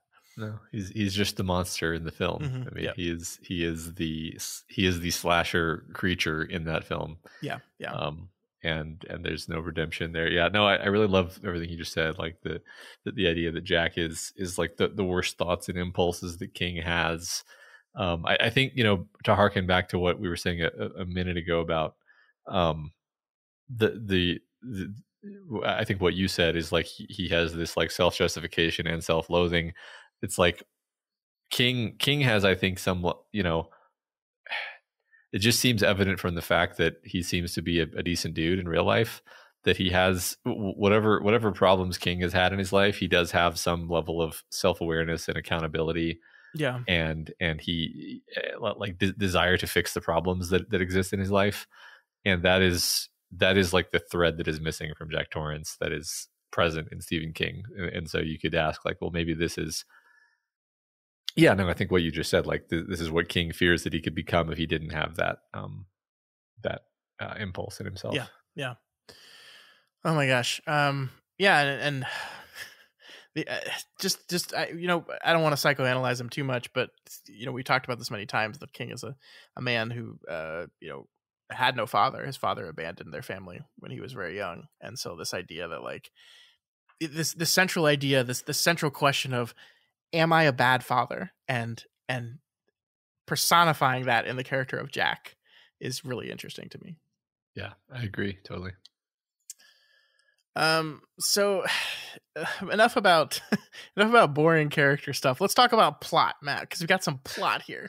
Because Watson is showing Jack the boiler, which is an old piece of shit whose pressure slowly creeps up over time and must be released twice a day or it'll probably explode. But don't worry about that. It's not important at all. What a nightmare. How can this be allowed? This is ridiculous.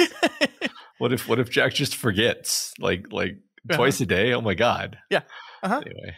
Yeah. I mean, this kind of gets into maybe something I wanted to talk about here a bit.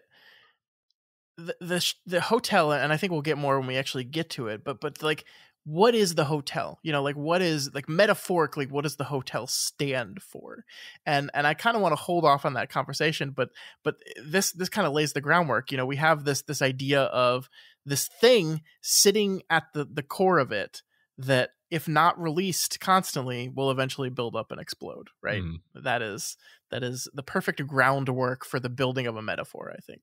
I agree. I think I know where you're going with this. So speaking of Watson, he is, as we said, just this delightfully classic King character, isn't it? I love the way he talks. Like, listen to this. She creeps, Watson said. You tell that fat little Peckerwood Ullman he drags out the account books and spends 3 hours showing how he can't afford a new one until 1982. I tell you, this whole place is going to go sky high someday, and I just hope that fat fuck's here to ride the rocket. God, I wish I could be as charitable as my mother was. She could see the good in everyone. Me? I'm just as mean as a snake with shingles. What the fuck? A man can't help his nature. So that's wonderfully written, but also I love that last line, right? A man can't help his nature. Yeah. Hey, man. Yeah, no, it's delightful. It's okay, Jack. Just give up. You can't help it. Yeah, and I think it's important. He's in the hotel when that's being said to him. And I know, like, Watson is not like a denizen of the evil hotel that we're going to see later, but he's in the hotel, and here the hotel is automatically representing this idea of, hey, don't try, don't bother. You are who you are, and it doesn't make sense to try to be anything else. Yeah, sure. I mean, at this point, we know really very little about the hotel, right? Mm-hmm, so that that's a good point, though. Yeah, but like, it's so interesting because we're in it, and we have like this creepy, like, I guess it's not creepy is the wrong word, but like, you talked about Jack triggering and PTSD, and it's like you could argue everything with pushing this memory on Jack, like attacking him with the memories of the past, is kind of the hotel, you could maybe say, just already fucking with him, right? And then we have this guy here sitting in the middle hotel saying, like, a man can't help his nature, you are what you are. Yeah, I mean, I hadn't thought about that really, but I need to be open to the idea that like, while we're in the hotel, then hotel things are going to be happening, and I should be paying attention. So Watson finishes up his tour of the basement by pointing out the stacks and stacks of newspaper clippings and historical documents about the Overlook that is all just strewn all over the basement. So they buried the history of the hotel in the basement. Mm-hmm. More metaphor building, Matt. Mm-hmm. He starts going into the past of the hotel himself a bit. He tells the story of a woman who recently killed herself in one of the suite bathrooms. And a maid saw an image of this woman in the bathtub and freaked out and was promptly fired for it. But don't worry, Matt. There are no ghosts in the Overlook. Watson has been here for years and he's never seen it. There are no rats. Yes. Ghosts? No. No ghosts. All right. Zero. You're asking a lot of questions already answered by my no ghosts in the hotel shirt. Yeah, no, it's funny because I don't actually know whether to read like, is he lying or does he hasn't seen any ghosts, and so I don't know. Maybe I'm reading too much into it. I don't know. We'll see. Okay.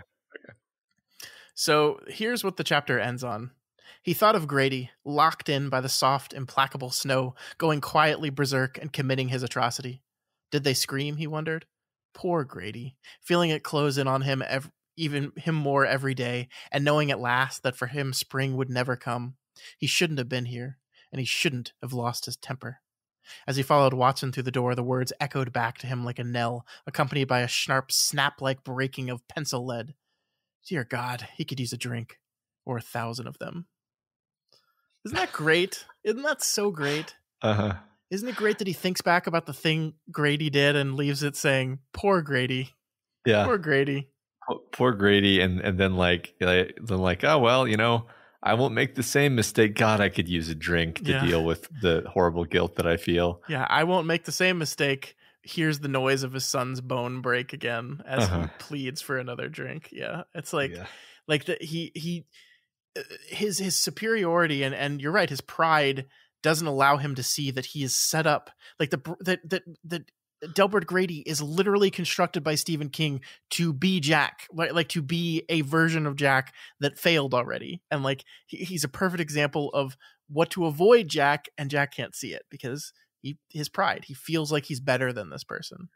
He shouldn't have been here, but me, I am the right guy for the job. This person who has everything in common with me, but I'm just going to do better because I'm Jack Torrance, damn it. Yeah, exactly. All right, so we move on to Chapter 4, Shadowland. And we cut to a Danny point of view for the first time, as the boy still patiently waits for his dad to come home. We get introduced to Danny's superpower almost immediately in this chapter, and almost casually too, right? It's not really played as like a big reveal that Danny can read people's minds, because we're in the head of Danny when it's revealed, and it's just to him kind of something he can just do, and he doesn't even fully understand that it's not like a thing that everyone can do. Like he just seems to take it at face value, because why wouldn't you? He just can, sometimes he knows what mama and dada are thinking, right? Yeah. It's just so like, just think of the other ways to construct introducing The Shining as a thing in this book, and it's just so casual, isn't it? Yeah, it's so mundane that you aren't even sure that that's what's happening. I mean, so what's funny, once again, it's the thing where, okay, well, I know what The Shining is about, and I know I know that Danny has this power. So as he is explaining, as he is going through these things in his thinking, I'm like, oh, okay, so this is The Shining. This is how this is going to manifest in the story. But it's just funny because it's very just like, this is what it is. It is what it is. It really is, like you just said, the way a 5-year-old would think about it, where it's just like, it's just another fact of the world, as simple as seeing and hearing. I can also know what my parents are thinking if I try. Yeah. But again, I think if we get back to try to build off the metaphor of it, right? What I like about Danny's shine is how we can use it metaphorically, because I think one of the things King is saying here is children understand a whole lot more than we give them credit for. The idea that, they don't have a full grasp of everything going on, but they read your emotions, and they don't understand the words, but they get a lot of what's happening behind them. And I think so, to me, again, this could be another example of what King's worst nightmare is. Like, he's terrified that he's this drunk, abusive, shitty failure of a person, and he's terrified that his kid knows it, that when he looks into the eyes of his kid can read what's going on in his head, can read these doubts, these insecurities, and know that they're true. And I love that so much. I love that idea so much. Yeah, that's fantastic. I agree. That's my favorite, fantasyization of the concept of your kids are aware of more than you wish they were. I like a lot of the writing here too. The greatest terror of Danny's life was divorce, a word that always appeared in his mind as a sign painted in red letters, which were covered with hissing poisonous snakes. And then later he says, it had been that way after Daddy punished him for messing the papers up in his study, and the doctor had put his arm in a cast. That memory was already faded, but the memory of the divorce thoughts was clear and terrifying. It had mostly been around his mommy that time. So Matt, like, first of all, the idea of like divorce as being this word that he doesn't fully understand, but he recognizes the seriousness and terror of it. But I really love the detail of the memory of his dad breaking his arm is already fading from his head. Like this idea that this is this thing that like was admittedly a terrible thing that Jack did. And it's a thing that clearly Jack is still suffering from, the guilt and the self-loathing from doing that. And in Danny's mind, that's already kind of disappearing. And he's not going to remember that, actually. The thing that's terrifying him is the dissolution of his family. Yeah, right. Which is the thing that, Jack is not doing such a great job at averting. It's the book is very clear that Danny just loves Jack just so much. He's Daddy's little boy. And for some reason that also really kind of gets me. The idea that Danny forgives Jack for his failures as a man and as a father, and he maybe he wishes that Jack would try harder on the marriage, to the extent that a 5-year-old can have a thought like that. Sure. But he forgives him for his flaws. And like I feel like if Jack understood this, if he understood that his son loved him kind of no matter what, then maybe he wouldn't be so hard on himself, so unforgiving toward himself. Yeah. No, I like that. I like that. Because like that's we've talked about this a lot. That's just the idea so far that Jack has this self-hating kind of self-hectoring loop running his head, and it's like that's just unhelpful. You're just badgering yourself. You're just feeding the voice that you then need to drown with alcohol, right? And just if he could be just a little bit more forgiving toward himself, I wonder how much more different things would be. No, I think that's so great. I think one of the cool things we see here too is that, maybe I'm reading too much into this, but this feeling that like Danny seems to understand Jack's alcoholism in a way that Jack doesn't, in that he doesn't directly like say this is a disease that he's suffering from. But I love the lines of like the bad thing causes Daddy so much pain, right? Like it hurts him. It constantly hurts him. He's constantly in pain because of this thing. And like he understands how terrible and cruel this thing is, this disease is. And perhaps like again, like he's sympathetic to him, and having people in his life that see that and understand that about this horrible disease that alcoholism is, I think would really help Jack. But he just can't. It's the pride yet again. Yeah. So I really find it interesting that Danny talks about that one time he really stretched his power. Like he when he concentrates, he can kind of stretch and push his power out, and like almost like instead of just kind of picking up phrases from the top of the heads of the people around him, he can dive deep into their thoughts. And when he does this with his father, he catches another all caps word outside of divorce, which is suicide, which is something I think Jack, like we see later, he talks about it, but up until this point, we haven't seen him there quite yet. That's serious, but man, it really throws you for a loop. And again, Danny doesn't understand the implications of this word. He doesn't know what that means, but it's terrifying to him. Yeah, I think in a bit we'll see that maybe the context for that specifically is like if Wendy leaves me, there'll be nothing left for me, and I might as well kill myself, which is basically what he thinks to himself. Yeah, which is a terrible situation to put your partner in, by the way. Jesus.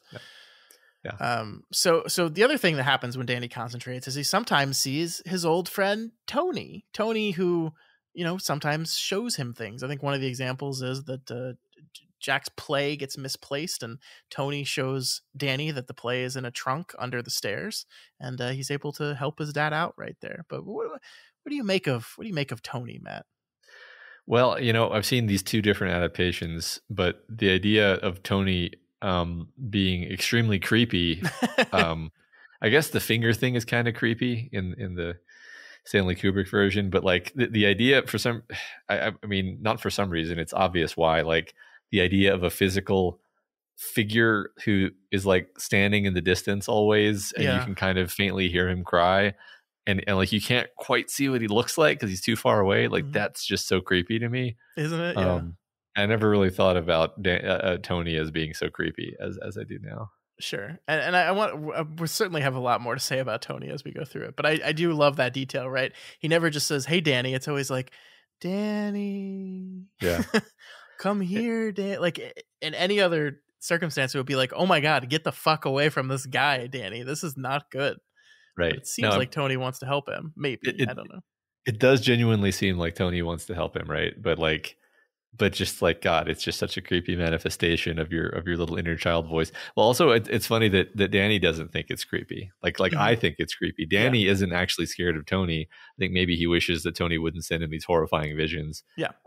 But Danny doesn't think Tony's creepy. But again, he deals with Tony as practically and mundanely as he does with The Shining itself, right? This is just a part of my life that when I concentrate really hard, sometimes this shadowy figure appears that beckons me to see visions of my future. Yeah. Dear God. Just it's part of life, man. Yeah. What if that happened to all of us? Yeah, I mean, you don't have a little guy? I can't say that I do. Oh, okay. All right. So Danny concentrates now, and Tony comes to him, beckoning him over to show him a vision. And that vision is the future. We see footfalls. Across the room was a mirror, and deep down in its silver bubble, a single word appeared in green fire, and that word was red rum. The room faded. Another room. He would know, this one. An overturned chair, a broken window with snow swirling in it, already had frosted the edge of the rug. The drapes had been pulled free and hung on their broken rod and angle, a low cabinet lying on its face, more hollow, booming noises, steady, rhythmic, horrible, smashing glass, approaching destruction, a hoarse voice, the voice of a madman, made them more terrible by its familiarity. Come out, you little shit, take your medicine. Oh boy, what an image, Matt. Oh dear Lord, oh dear God. What's funny is I found this creepy and frightening and upsetting, and I've seen, I know what this scene is. Like it's not like this is a weird foreshadowing thing. This I know exactly what this is referring to, but it still has the effect of like terrible foreboding upon me. Yeah. I'm really loving the idea that I can totally be familiar with an adaptation in the book and still have this kind of effect on me. It's really fun. It's great, isn't it? And like I think it's because of the short sentences, like the he's barely understanding what he is. Like let's be honest, like the approaching shape with we see the shape that is hunting Danny. It's Jack, right? We don't have to be coy about this. Like the made more terrible by its familiarity. Like even if you hadn't read the book or knew the story of the like it's. I think the book wants you to know this is his dad, right? Yeah. And like I think he knows it's his dad. I think like, so. Yeah. I mean, that's. I agree. Like he knows, but he doesn't want to admit it to himself, right? Yeah. He doesn't want to think that thought, and even when his dad shows up, it's like part of him is still sending that message, and he's still suppressing it. I do want to briefly talk about Red Rum with you here, Matt. I guess were you expecting it to see it this early in the book? No, and also the fact that it says that it's in a mirror. Yeah. Like if you're any kind of a reader who's paying attention, you would immediately say like, oh, it's in a mirror. Then what does it say? Oh, murder.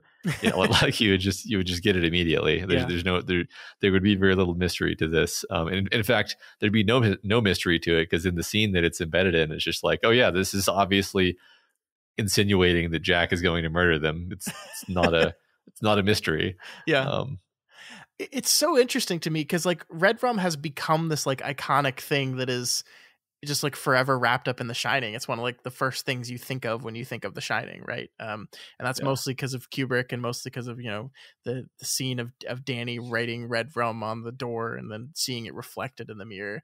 But it's so funny to me because like that's divorce of the context with which it exists in the story, which we see Uh-huh. right here, that there are three big capital letter words that Danny is seeing that kind of rule his fear, right? You know, you have divorce, you have suicide, and then you have red rum, which is of course murder, right? And it's like the reason why this word exists in the story in this way is because we've before defined these words divorce and suicide.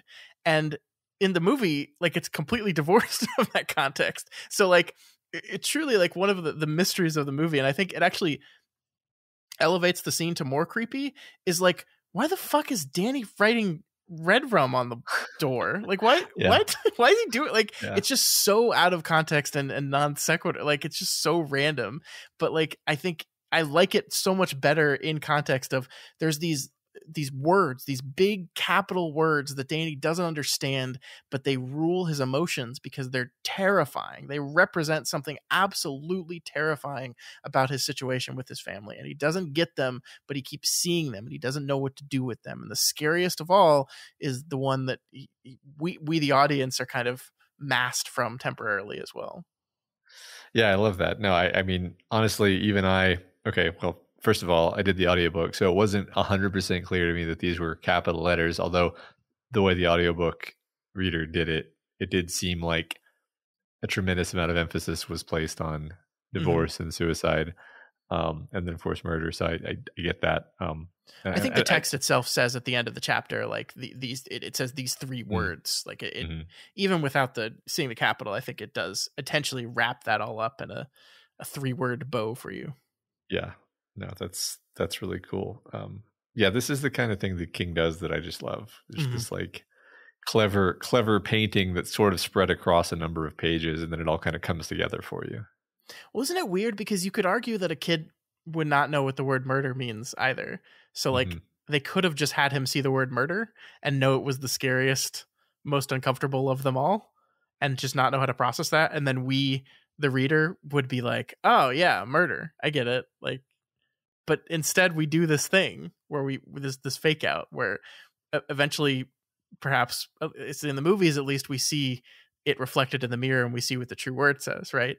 But Danny can't read, so like it's not like we're going to be able to see that through his mind anyway. It's just it's a fascinating choice. It's one of those things that, like, I think you're right that you know it becomes clear, like, and if you read it closely, you could see every time the word red rum shows up in these visions, it is always in a mirror. And so that's the book kind of gesturing at that, hey, maybe you should look at this backwards. But I think most readers probably the first time didn't, and they're just like, this is a weird word, like I understood the previous, what is this, what's going on? And it's kind of like a hook for them to push them further into the story. Yeah, sure. I mean, I think it's just interesting in the first place that it's red rum, because it's almost like it's too frightening for Danny to see directly, the idea that his father would try to kill him. I mean, just to briefly like think about that. Like I can't imagine anything worse as like a human than like being a child and your parent is like turned on you. Yeah, like that's got to be the scariest thing that could ever happen. You know? Yeah. Totally. It's worse than a nightmare. It's like children don't even have that nightmare. Like children don't even have nightmares about their parents hurting them, because it's impossible. I don't know. It's just, this is why King's great, is he goes these places that normal people don't go because they're too upsetting. Yeah. So I guess the question here I have for you, Matt, is the why of it all, right? Like Tony has clearly come to Danny here, or maybe we could erase Tony and just say this is Danny's subconscious, the part of him that has this power that's trying to explain it to his 5-year-old brain. It feels like it's trying to warn him about the Overlook, right? Like, look, this is what's going to happen there. But like, to what end, right? Because it's not like Danny can say, I'm not going to that hotel. He's 5. He doesn't have any control over that, right? He's powerless to stop his family from going there. So like, what is the ultimate goal of like, here's these visions, be ready, I guess?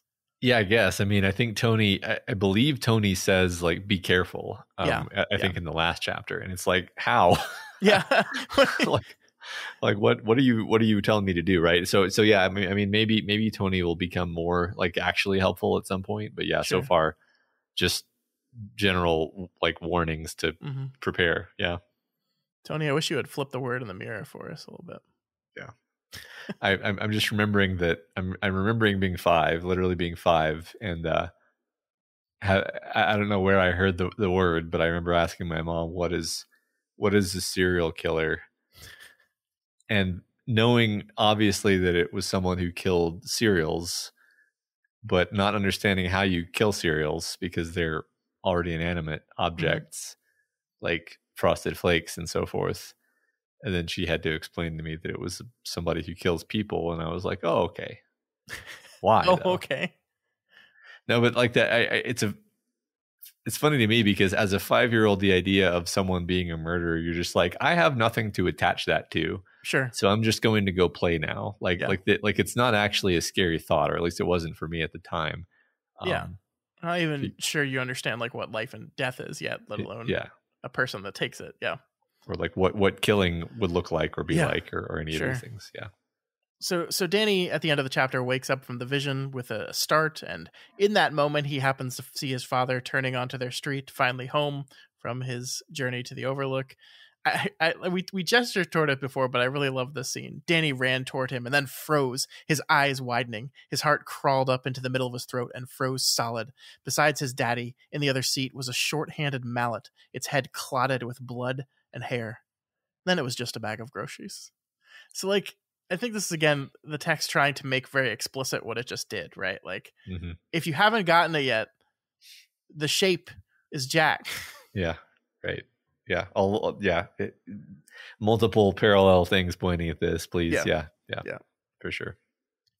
All right, so from here we move on to chapter 5, Phone Booth, another Jack point of view chapter as he takes Danny out with him as he goes to call his old friend Al, who helped him get the job, in order to thank him. I want to read this passage and we need to talk about it. He supposed he could have made his obligatory thank you call to Al from home. He certainly wasn't going to say anything Wendy would listen to. Would object to. It was his pride that said no. These days, he almost always listened to what his pride told him to do, because along with his wife and son, $600 in a checking account, and one weary 1968 Volkswagen, his pride was all that was left. I love that paragraph so It's much. so good, right? Yeah, and I mean, it goes without saying that his pride is not the friend that he thinks it is. Yeah. I think I'm going to keep harping on this. Yeah. Well, just I mean, like this is ridiculous. Like we'll get to it in a bit, but like the call he has with Al is like 20 seconds long, and he's just like, "Thanks for I got the job. Yeah. Thanks, man." And it's like he can't. His pride doesn't even allow him to like acknowledge that the reason he got something was because of someone else in front of his wife, right? Like that's an absurd level of pride. Yeah. And like his wife knows it too. Yeah. Yeah, of course she does. Yeah. Yeah. So Jack relays the story of the last 6 months of his life, how he had gotten sober and everything in his life was starting to look up again. They were getting money in the bank account. He was doing well at work. Everything was going well. And then he lost his temper again, and it cost him everything. And I'll repeat myself what I said earlier, that I just find it fascinating that the George incident had nothing to do with alcohol. Well, I mean, it did, right? In the fact that Jack is suffering, and even while sober, is still suffering from a disease, and it is affecting his behavior. But you would just think, like, if you're trying to form a book that's just about alcoholism, that wouldn't you make this incident that leads to the current state of ruin that everything in his life is, make it so Jack slipped. He fell off the wagon. He got drunk. And then in that failure state encountered George Hatfield. And in that encounter, because he was drunk and had his temper, that he overreacted, right? Like, wouldn't you want to build it that way? And that the book doesn't do that. That the book specifically says, no, he was stone cold sober and he still lost his temper and he still hurt this kid and he still lost his job because of it. It makes it really, really interesting. Yeah. And I'm a lot less sure about where we're going with this, actually. in this case, despite the adaptations, because the adaptations I don't think really go into this that much. So and I'm not really qualified to talk about like the medical nature of alcoholism in detail. Yeah. Obviously, but my understanding is that like a lot of substance abuse in general is essentially downstream of some trauma or some other issue that a person has, and that the substance abuse is more of a coping mechanism to deal with some strong, overwhelming, painful emotions that are already present. And then, of course, the substance abuse becomes its own problem. And then, there can even be a feedback loop. Sure. So what we're seeing with Jack here is even without alcohol, if he doesn't have the alcohol and he's also not dealing with whatever this latent problem in his psyche is, then Jack is just stuck with this suffering. He's stuck with the constant desire for a drink. He's stuck with the temper, the temper. And it's like, well, what is the temper? Where does the temper come from? Is there, is the temper the fact that you always feel like your pride is under assault and you need to slash back against the world for these petty insults instead of just letting it slide? Like, is that, and if so, then where does that come from? And I don't know how deep we're going to dig into this, but I feel like that's what we're sketching out. No, that's great. And I think we'll find out as we go how much further into this we'll go, for sure. But yeah, I like what you said. And yeah, I think it's fair pointing that neither of the two of us suffer from substance abuse issues, and we're not experts in that field at all. So anything we're talking about, the disease of alcoholism, is specifically focused on, what this story is doing with it. We do not claim to be experts or knowledgeable of any of that stuff. Right. All right. So from here, Jack goes further back in time, recalling his friendship with Al Shockley, the two alcoholics going on benders together, just living up life together, getting worse and worse and worse until the night of another incident, Matt, the night that they drove home and ran over a kid's bike in the middle of the road. I love this quote here where they have a friend come pick them up, and the friend asks, "Kill anybody?" Al was already jacking up the back of the car, and Jack was loosening lug nuts. Providentially, no one, Al said. It's great. And the guy says, "Okay, I'm just going to leave the car here and get the fuck away from you guys." Yeah. But like, this is such a great incident because like there's a kid's bike in the middle of the road and they can't find the kid, and they can't get over it. Right. Like like there should be a kid here. Where is the kid? Like, why would a children's bike be in the middle of this road in the middle of the night? We must have hit the child. And by the way, there's nothing in the book that says that they did, right? They never find, like, they don't wake up in the news story next morning and say, 8-year-old boy, found dead in a ditch or anything. No, they never find anything. There's a small little blurb, I think, about like a busted up kid's bike being found next to the side of the road, but nothing, which is really fascinating, right? Yeah.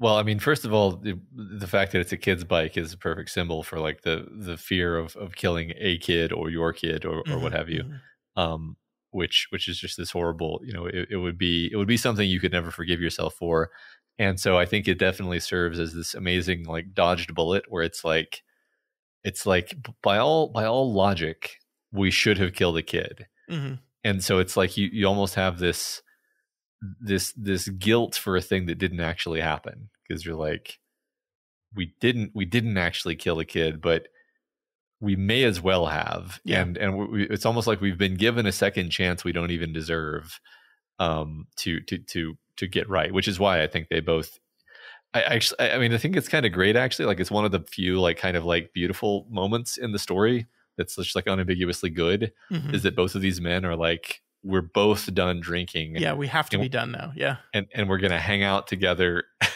and white knuckle our way through the DTs basically. Yeah. and we're gonna have just a horrible time together. But it really helps you understand why Jack and Al have this friendship that they do. I mean, even though it's barely in the story, it's kind of great actually. Yeah, and I know AA like existed at the time technically, but I think it was just like there was so many fewer paths for people like trying to get over this addiction than there are today, right? And so that like all these two people have, at least they feel, is each other. So I agree with you. That's like the one like pat them on the back moment. And also just I want to give Jack the credit he deserves. Like I think Al says in the conversation later, like, I can't believe you stayed on the wagon after the incident with George Hatfield. And and he did. Like the story tells us he did, right? He did not drink throughout that whole thing. He got really, really close, but he did not do it. Yeah. Yeah. But I love, you talk about what this was, why this was the rock bottom, and Jack comes home from this incident and sees his son sleeping in bed, his cast still on, and you see like these two, as we talked about earlier, maybe these two parallel things, the self-loathing and this justification that are running side by side. You see maybe for the first time in his life them bang up against each other, right?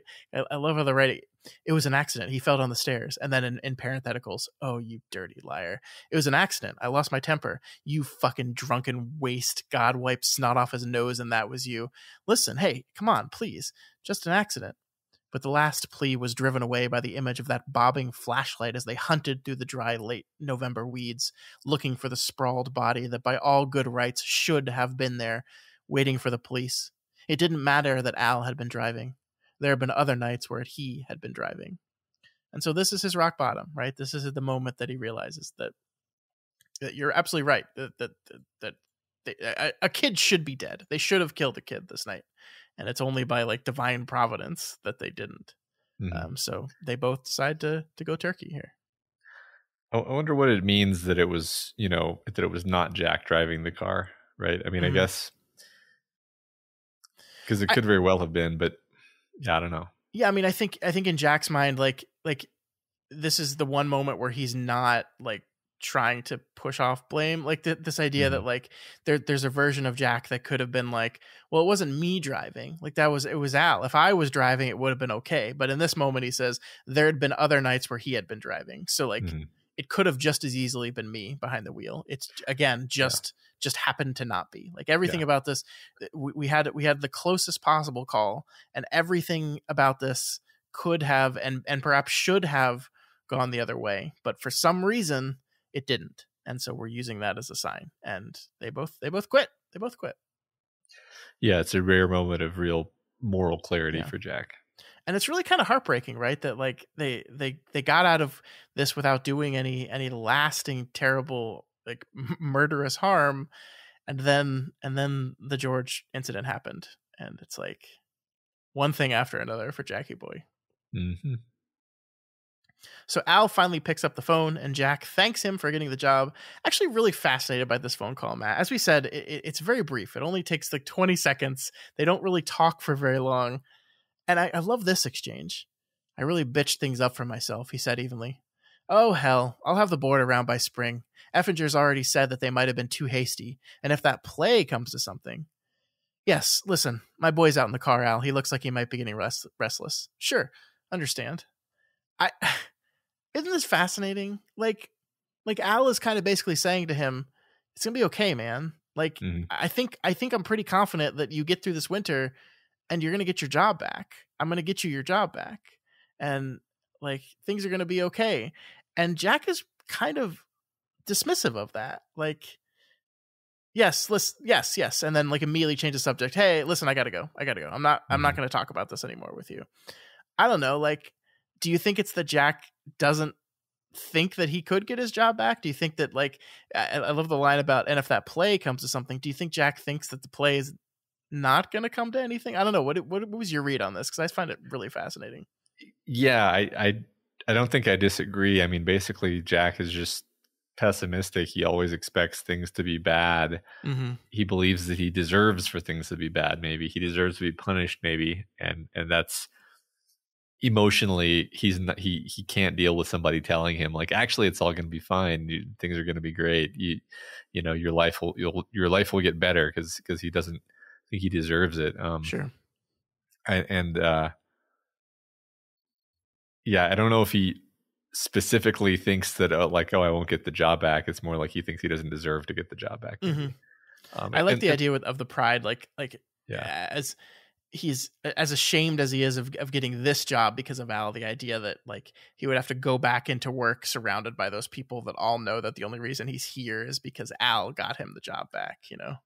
Yeah, right. And then his pride would once again be punctured, and it wouldn't be, even though he would have the job back and he would have the paycheck back and he would have the life back that, that Wendy wants. For him, it's all about the pride. The pride is really a huge problem for him, Yeah. actually. Yep. So we go to chapter 6, our second to last chapter of the evening, called Night Thoughts. This is a Wendy chapter, and I think it's my favorite chapter of the week by far. I adore this chapter. I love Wendy. It's really ironic to me that one of the chief complaints against the Kubrick version is that Wendy is not is a pretty one-dimensional character in that movie, and like in the source material, like already we're 6 chapters in and she's so richly defined. Like it's just crazy. I love this character, and I absolutely love this chapter. Yeah, me too. Although I actually feel like people are unfair to the Kubrick version of that character, because I agree. yeah, but We talked about that. We talked that there's it's maybe not textual, but there's a lot going on under the surface of that character that Shelley Duvall really shows wonderfully, I think. But I agree with your point that this is at least as interesting a character as Jack is. Mm-hmm. So our opening lines here are: she smiled a little in the darkness, his seed still trickling with slow warmth from between her slightly parted thighs, and her smile was both rueful and pleased, because the phrase her man summoned up 100 feelings. Each feeling examined alone was bewilderment. Together in this darkness floating to sleep, they were like a distant blues tune heard in an almost deserted nightclub. Melancholy, but pleasing. I love this passage. I mean, like, obviously King is a little hornball, and so he's got to write about her, just some jizz still up in her. But like, I just love the fact that like he's got the job, he's come home, she's terrified, she's melancholic, but also she loves this man. She's just made love to this man, and this complex ball of emotion in her as she drifts to sleep. It's like the perfect stage setting for let's explore this marriage and this relationship. Yeah, I love the complexity of the moment of like, even when you're in an objectively bad place, you can have these complex emotions where it's like there's a rueful but pleased smile, because it's like, oh, look what I've gotten myself into. But at the same time, sometimes there's a perverse pleasure taken in having created a disaster for yourself. I don't think I think I'm far from unique in having this. Like there's like an excitement, even you could say, sure, when you've made a terrible mistake with your life. Well, sure, but I mean, she legitimately loves him too. Like, like she's terrified of him in many ways. She hates him, but she loves him too, and that's the complicated nature of emotions this strong and feelings this strong, is that they're not simple. And like she hates, she's terrified, she's mourning, she's grieving for her lost life, and as we learn, like a complicated thing she has with her mother that we'll get into, but like she also still loves him, and that's God. It's a lot. It's a lot. Like like again, the phrase "her man" summoned up 100 feelings. That's so good. Yeah. So Wendy thinks back about her life with Jack, how they met, how Jack helped her confront and finally distance herself from a mother that was not great. Wendy had a very maybe abusive, and that feels too strong of a term, but like they just did not have a good relationship at all. Yeah, I mean, her mom just sounds like one of these narcissists who gets high off of the pain that she causes to her loved ones. So it's a very happy early courtship between the two of them. And then I really like this part. They were together again in the spring, and he asked her if she had been to see her father. She had jumped as if he'd struck her with a quirt.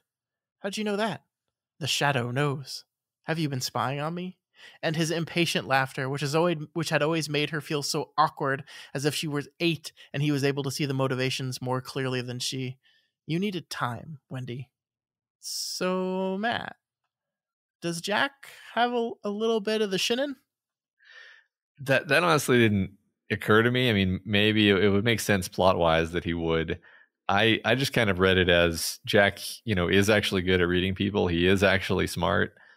These are his actual positive qualities. He's not totally full of shit, and his arrogance is maybe slightly deserved in the sense that he is a smart human being. I think it's important at this point in the story to understand like why somebody would want to marry Jack in the first place, because like, and like what's likable about him, because sure, when you only see him from his own head, you're like, wow, like you empathize with him, but also you're like, he just objectively sucks. But yeah, like this bit, I think a lot of it is making Jack seem cooler and more likable, and kind of you see what she sees in him, which is like Yeah. he's like very mature and wise and insightful, and all of these things. He understands her and he sees her. And yeah, I mean, it's like we could say, oh, that's because he has this extrasensory perception and he's able to read her mind. And you could say that, right? I mean, it would help make sense to why perhaps Danny got this power, and why they're so close is they have this unspeakable bond between them because they're kind of sharing this thing without fully sharing this thing. But it doesn't Mhm. have to be that, certainly. Mhm. Yeah. I really like how Wendy describes their marriage kind of by their beds, the best bed, the best year. I love that phrase so much. And now I think we maybe put some more thought or more emotion to the idea of why she describes herself as grieving. Like she's looking back at this life she has, and it's gone. It's gone now. And I love the way King writes about her, like thinking melancholically about this past. At nights when she typed, he would do his writing and his assignments. In those days, she sometimes came out of the bedroom where the typewriter was to find them both asleep on the studio couch, Jack wearing nothing but his underpants, Danny sprawled comfortably on her husband's chest with his thumb in his mouth. She would put Danny in his crib and then read whatever Jack had written that night before waking him up enough to come to bed. The best bed, the best year. It's so good, man. It's so tragic and sad. Like you see King very, very rapidly constructs this very clear, happy image of what their life was like before everything started to get bad. Yeah, sure. I mean, it is beautiful, and but just adds to the melancholy, right? Because the Yeah. contrast is, that Wendy's reminiscing about this because it just underscores how miserable she is now. Yeah. Yeah. It is a really, really sad story overall, and we see things quickly go from pretty okay to worse and worse and worse. And I think one of the things that we see in this chapter specifically is that for Wendy, this is all kind of supercharged by her complicated relationship with her mother, a mother that she didn't have a good relationship with, a mother that always hated Jack, always the old he'll never amount to anything thing, right? And so Wendy's doubt in herself is kind of charged with the idea that perhaps her mother who she has this bad relationship with, was right all along. And I love this paragraph here. Big ideas, her mother had said. Sure, the welfare lines were full of educated fools with big ideas. Did the Esquire story make her mother wrong or right? Winifred, you're not holding the baby right. Give him to me. And was she not holding her husband right? Why else would he take his joy outside of the house? Like it's so great, right? Like all the doubts of being a person in a marriage, right? Like and everything you bring into it from your past, and like the idea of like, am I not making him happy enough? Why does he have to drink? Why does he have to go out? Like, is it me? Am I doing something wrong? Am I not holding my husband right? Like, am I not being a good wife? Am I not being a good mother? Like it's all bundled up into this complex mess, right? Yeah, that's I think crystallizes, I think, what King is sort of doing with the book is he has identified all of these secret hidden anxieties and disappointments of married life and of parenting, that for both men and women, the things that even when you're sitting around with your other friends who are parents, good naturedly bitching about the nature of parenting and what have you, these are not the things you talk about, because Yeah. these are far too real and far too painful and shameful, Yeah. to admit, even if everyone does kind of share these Yeah. feelings from time to time. Yeah. The repetition moment that I was talking about earlier, when I talked about Jack's lost his temper, it was here with Wendy, where she's repeating the line from her wedding, "Who giveth this woman?" Because it was her father, which I think she says she has quite a better relationship with her father than with her mother. Of course, they're divorced, and her mother blames her for this very specifically, which that's a terrible thing to do, by the way. Yeah, Jesus Christ. Remarkably shitty of her. Yeah. Yeah.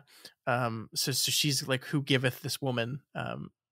thinking about her relationship with her dad, who's dead, and now her relationship with her husband, and it's so much. And I think you're right. It perfectly captures this feeling, these feelings of doubt and insecurity that we all have, like supercharged by the fact that their marriage is failing in many ways. It's hanging on by a thread. Yeah.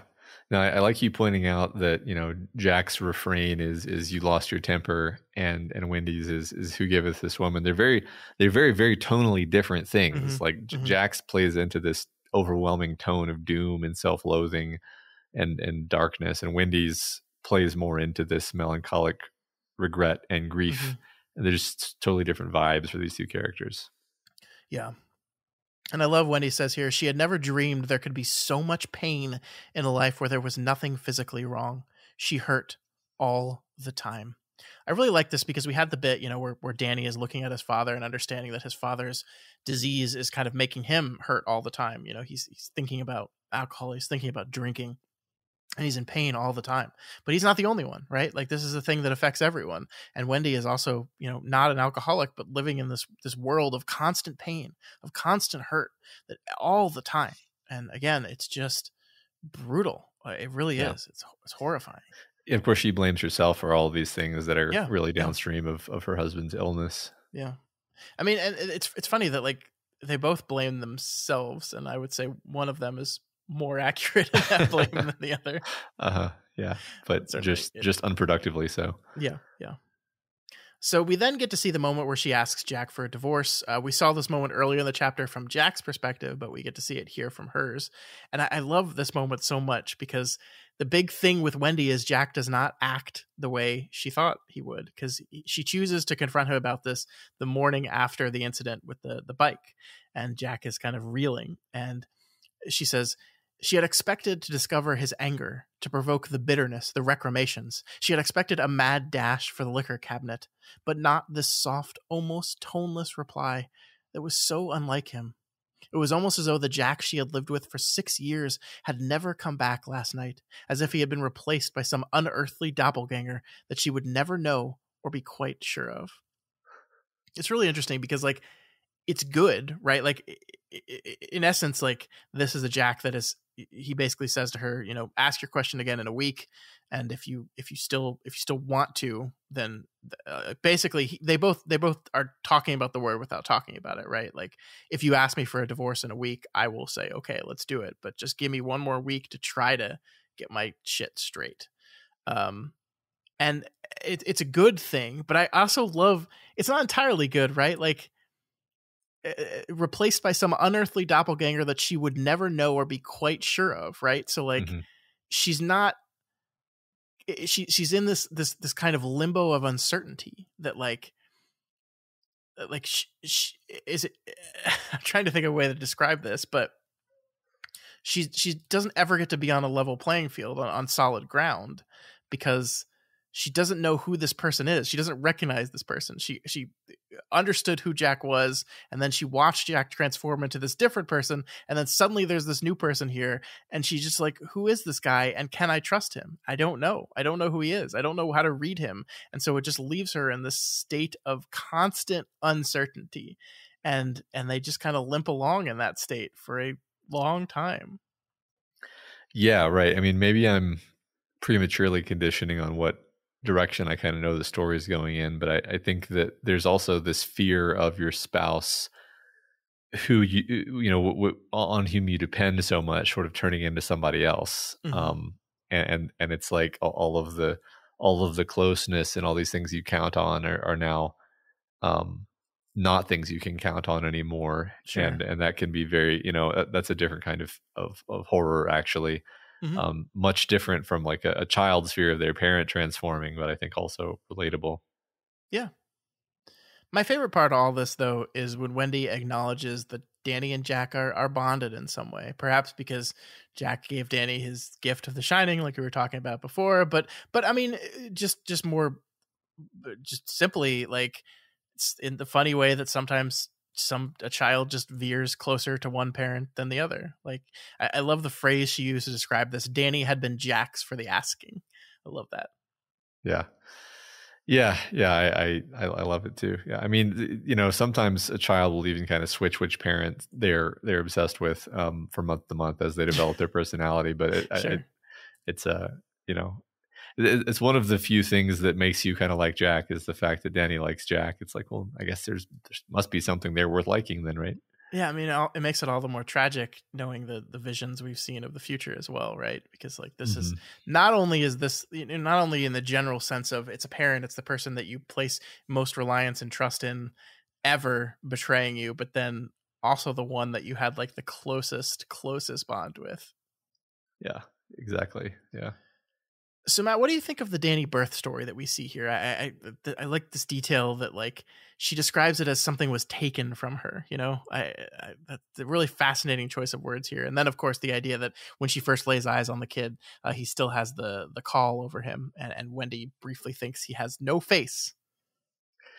I mean, I'm not sure exactly, but I think normal parenting can be full of moments of true horror like this one, right? Uh huh. Uh huh. I mean, I don't even. I was gonna tell a vignette from my, you know, daughter's emergency C-section, and now I'm like, I don't actually want to go there right now. I don't feel like it.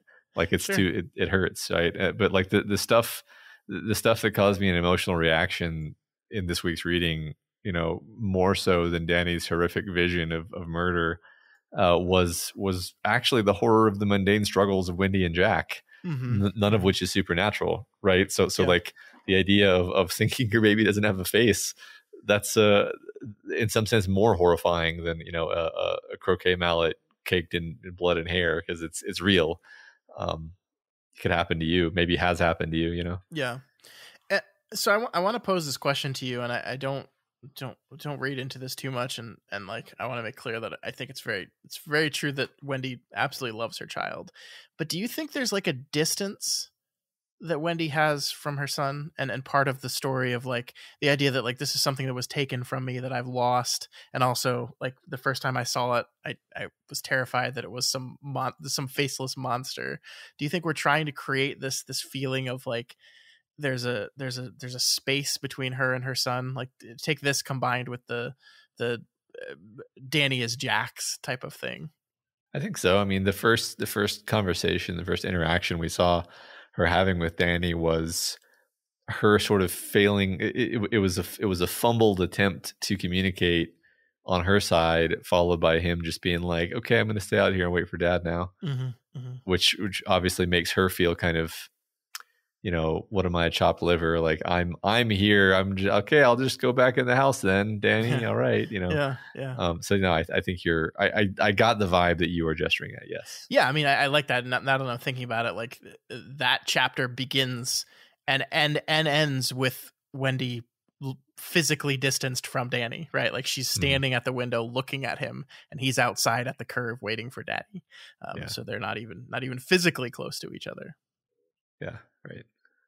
I also love as they're like I think Wendy is kind of admitting to herself that the primary reason for her staying with Jack in the end was because of Danny and because of their relationship and interaction. And I love this little bit on it too, where she kind of admits that she knows there's something supernatural going on with Danny.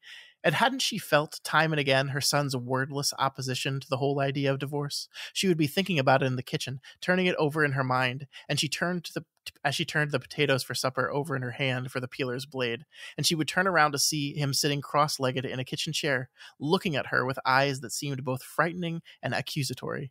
Walking with him in the park, he would suddenly seize both her hands and say, almost demand, "Do you love me? Do you love Daddy?" And confused, she would nod or say, "Of course I do." I love this. I love this so much. This like, and I like. There's no like Danny is just terrified, right? And he's trying to influence the stuff in any way he can because he doesn't know any better. Yeah. No, it's just the most direct thing he can do is just Yeah. to ask for reassurance. Mm-hmm. Once again, your idea from a minute ago is that like this is kind of a fantasization of all of these real life anxieties of parenting and childhood. Really, I guess I Yeah. kind of forgot about that, but like these are also the anxieties of childhood that we forget/repress. And it's we're taking the real life anxiety of a parent contemplating divorce and knowing that this is going to be at best highly disruptive to the child's life, and then saying, okay, but what if it was magic? Yeah. Um, What if the child knew it was coming and was yeah, trying to magically push you away from doing it? Yeah. How terrifying would that be? And yeah, yeah, it's like your worst nightmare. Like you're sitting there at the kitchen table thinking about divorce, and you look up and your kid is like, "Don't do it." yeah, Like right, that. yeah, exactly. My gosh. So we end the chapter kind of where we began, with her, at last drifting away to sleep. And the interesting thing about this chapter is, like, from a plot perspective, nothing's solved here, right? Nothing's accomplished. Like, we called this section, or the book calls this section, prefatory matters, and it's because we're all just putting the pieces down and kind of describing what the pieces are. There's no, like, realization that Wendy comes to as she sits here and drifts off to sleep. It's just like this overall, you know melancholy at the whole relationship. And we're taking that relationship as it exists right now. She loves this man, she's conflicted, her son doesn't want them to get split up, she wanted to, now she's not so sure. We're going to pick all that up and we're going to drop it in a hotel and make them alone for a whole winter. Yeah, that'll be really good for their marriage. I think they'll really Definitely. rekindle the spark for sure. It's just like, I know if I'm fighting with my wife, the one thing I want to do is go on a long car ride with her, because No, that'll that's definitely be good for it'd be good. that's just a really, and just so everyone knows, we're being sarcastic. Um, don't I do can't think. that. Sometimes, look, I love my wife. I think we have a very good marriage.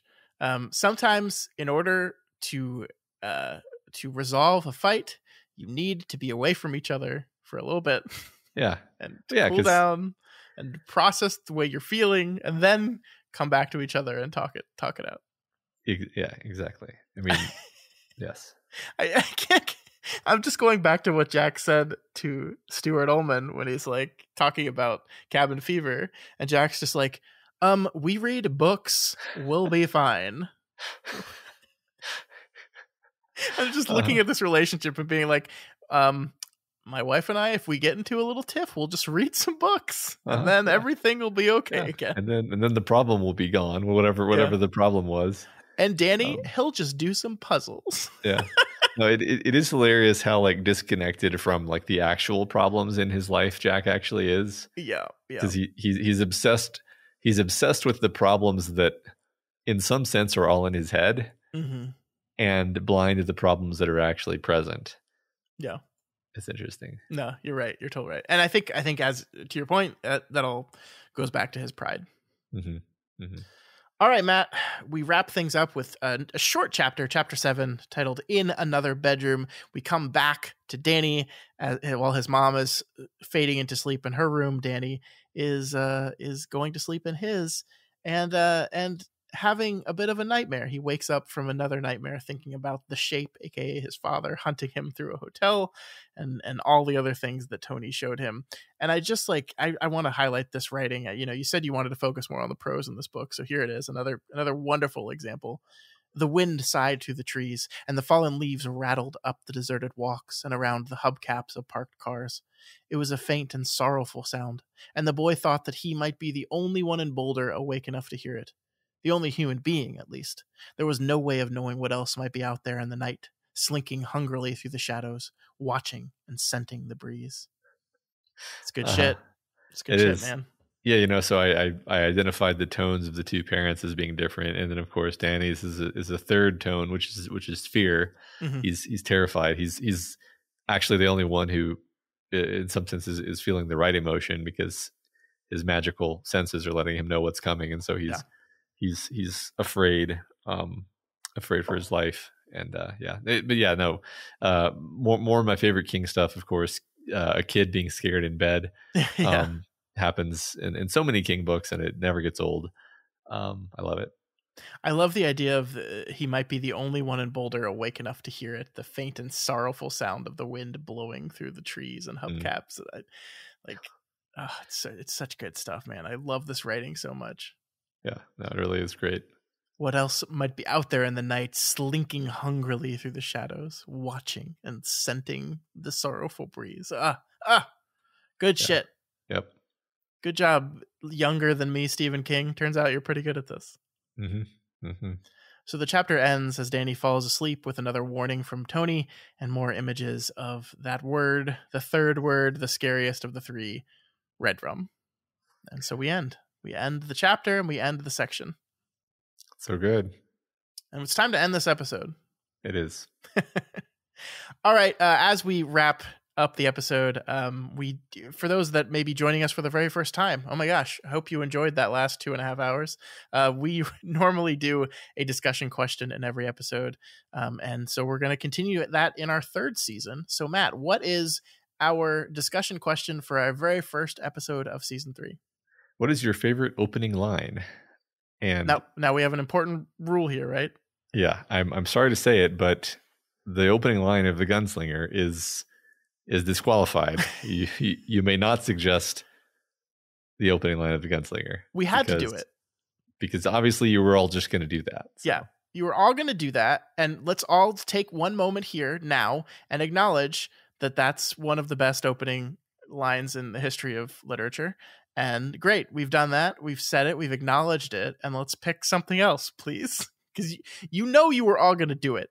Like, there's going to be someone who sees the discussion question before listening to the episode and answers The Gunslinger. Like, it's going to happen. Just watch. Just probably 3 of you. Several times. Yeah, It's a lot of times. But think of something. There's so many good opening lines. I love opening lines. I have a bunch in my head already. So please have fun with this. It can be from books. It doesn't have to be from books, though. You can do opening line to a movie, opening line to a comic, opening line to TV show. Do whatever you want. Yeah.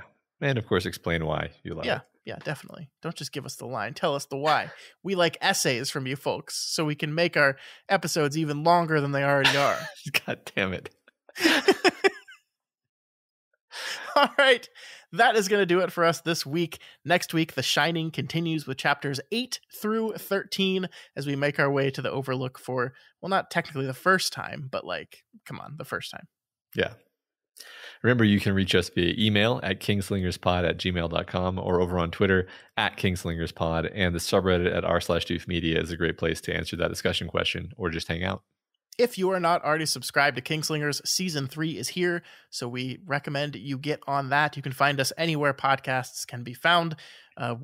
We recommend what app do I was going to say, and I forgot it. Is it Overwatch that I use? I think it's Overcast. I like Overcast. Yeah, Overcast is the one I use. That's my favorite. I think that's an Apple only one though, so you're shit out of luck if you have something else. Yeah. If you like Kingslingers and you want to support us, then please consider donating to our Patreon over at patreon.com/doofmedia. Special thanks to new patrons in the last interval since the last time we did this, which would be Sunny B, Mexicutioner. It's great. Matt H. Matt. There's always Matts. Matt, did you donate to our own Patreon twice? Not this time.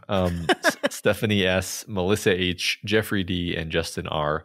Welcome. We really appreciate it. It really feels good to have that kind of support coming into season 3. Absolutely. And the long journey we have ahead of us. So yeah, we really appreciate it. Hope you like the cool stuff we have over there on the Patreon. Yeah, I believe we're going to have a new episode of Other Levels of the Tower coming out next week, which will be on Storm of the Century, the miniseries that Stephen King wrote the screenplay for.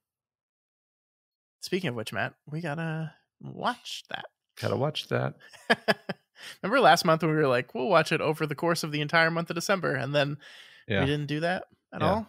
Well, I should never have even thought that would work, because it's like, I'll watch this mini series while my family is visiting me for 2 weeks. Maybe they would have loved it, Matt. You don't know.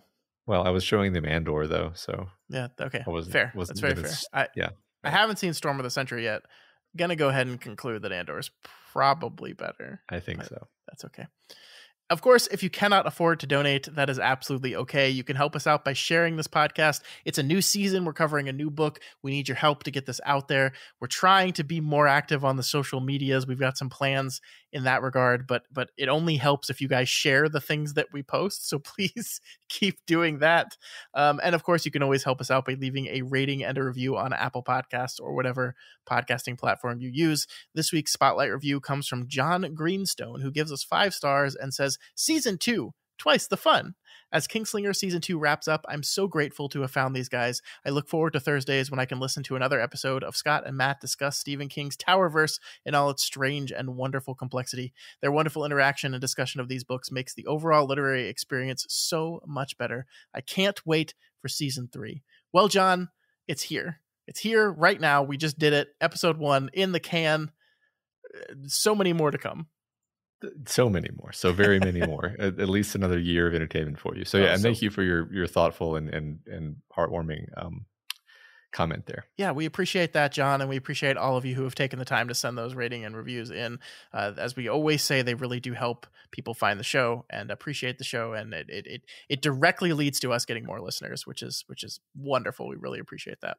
Yep, thanks. All right, folks, we will see you back here next week for more Shining. I can't wait, Matt. It's you loved the first section, and I gotta say, man, it's only gonna get better from here.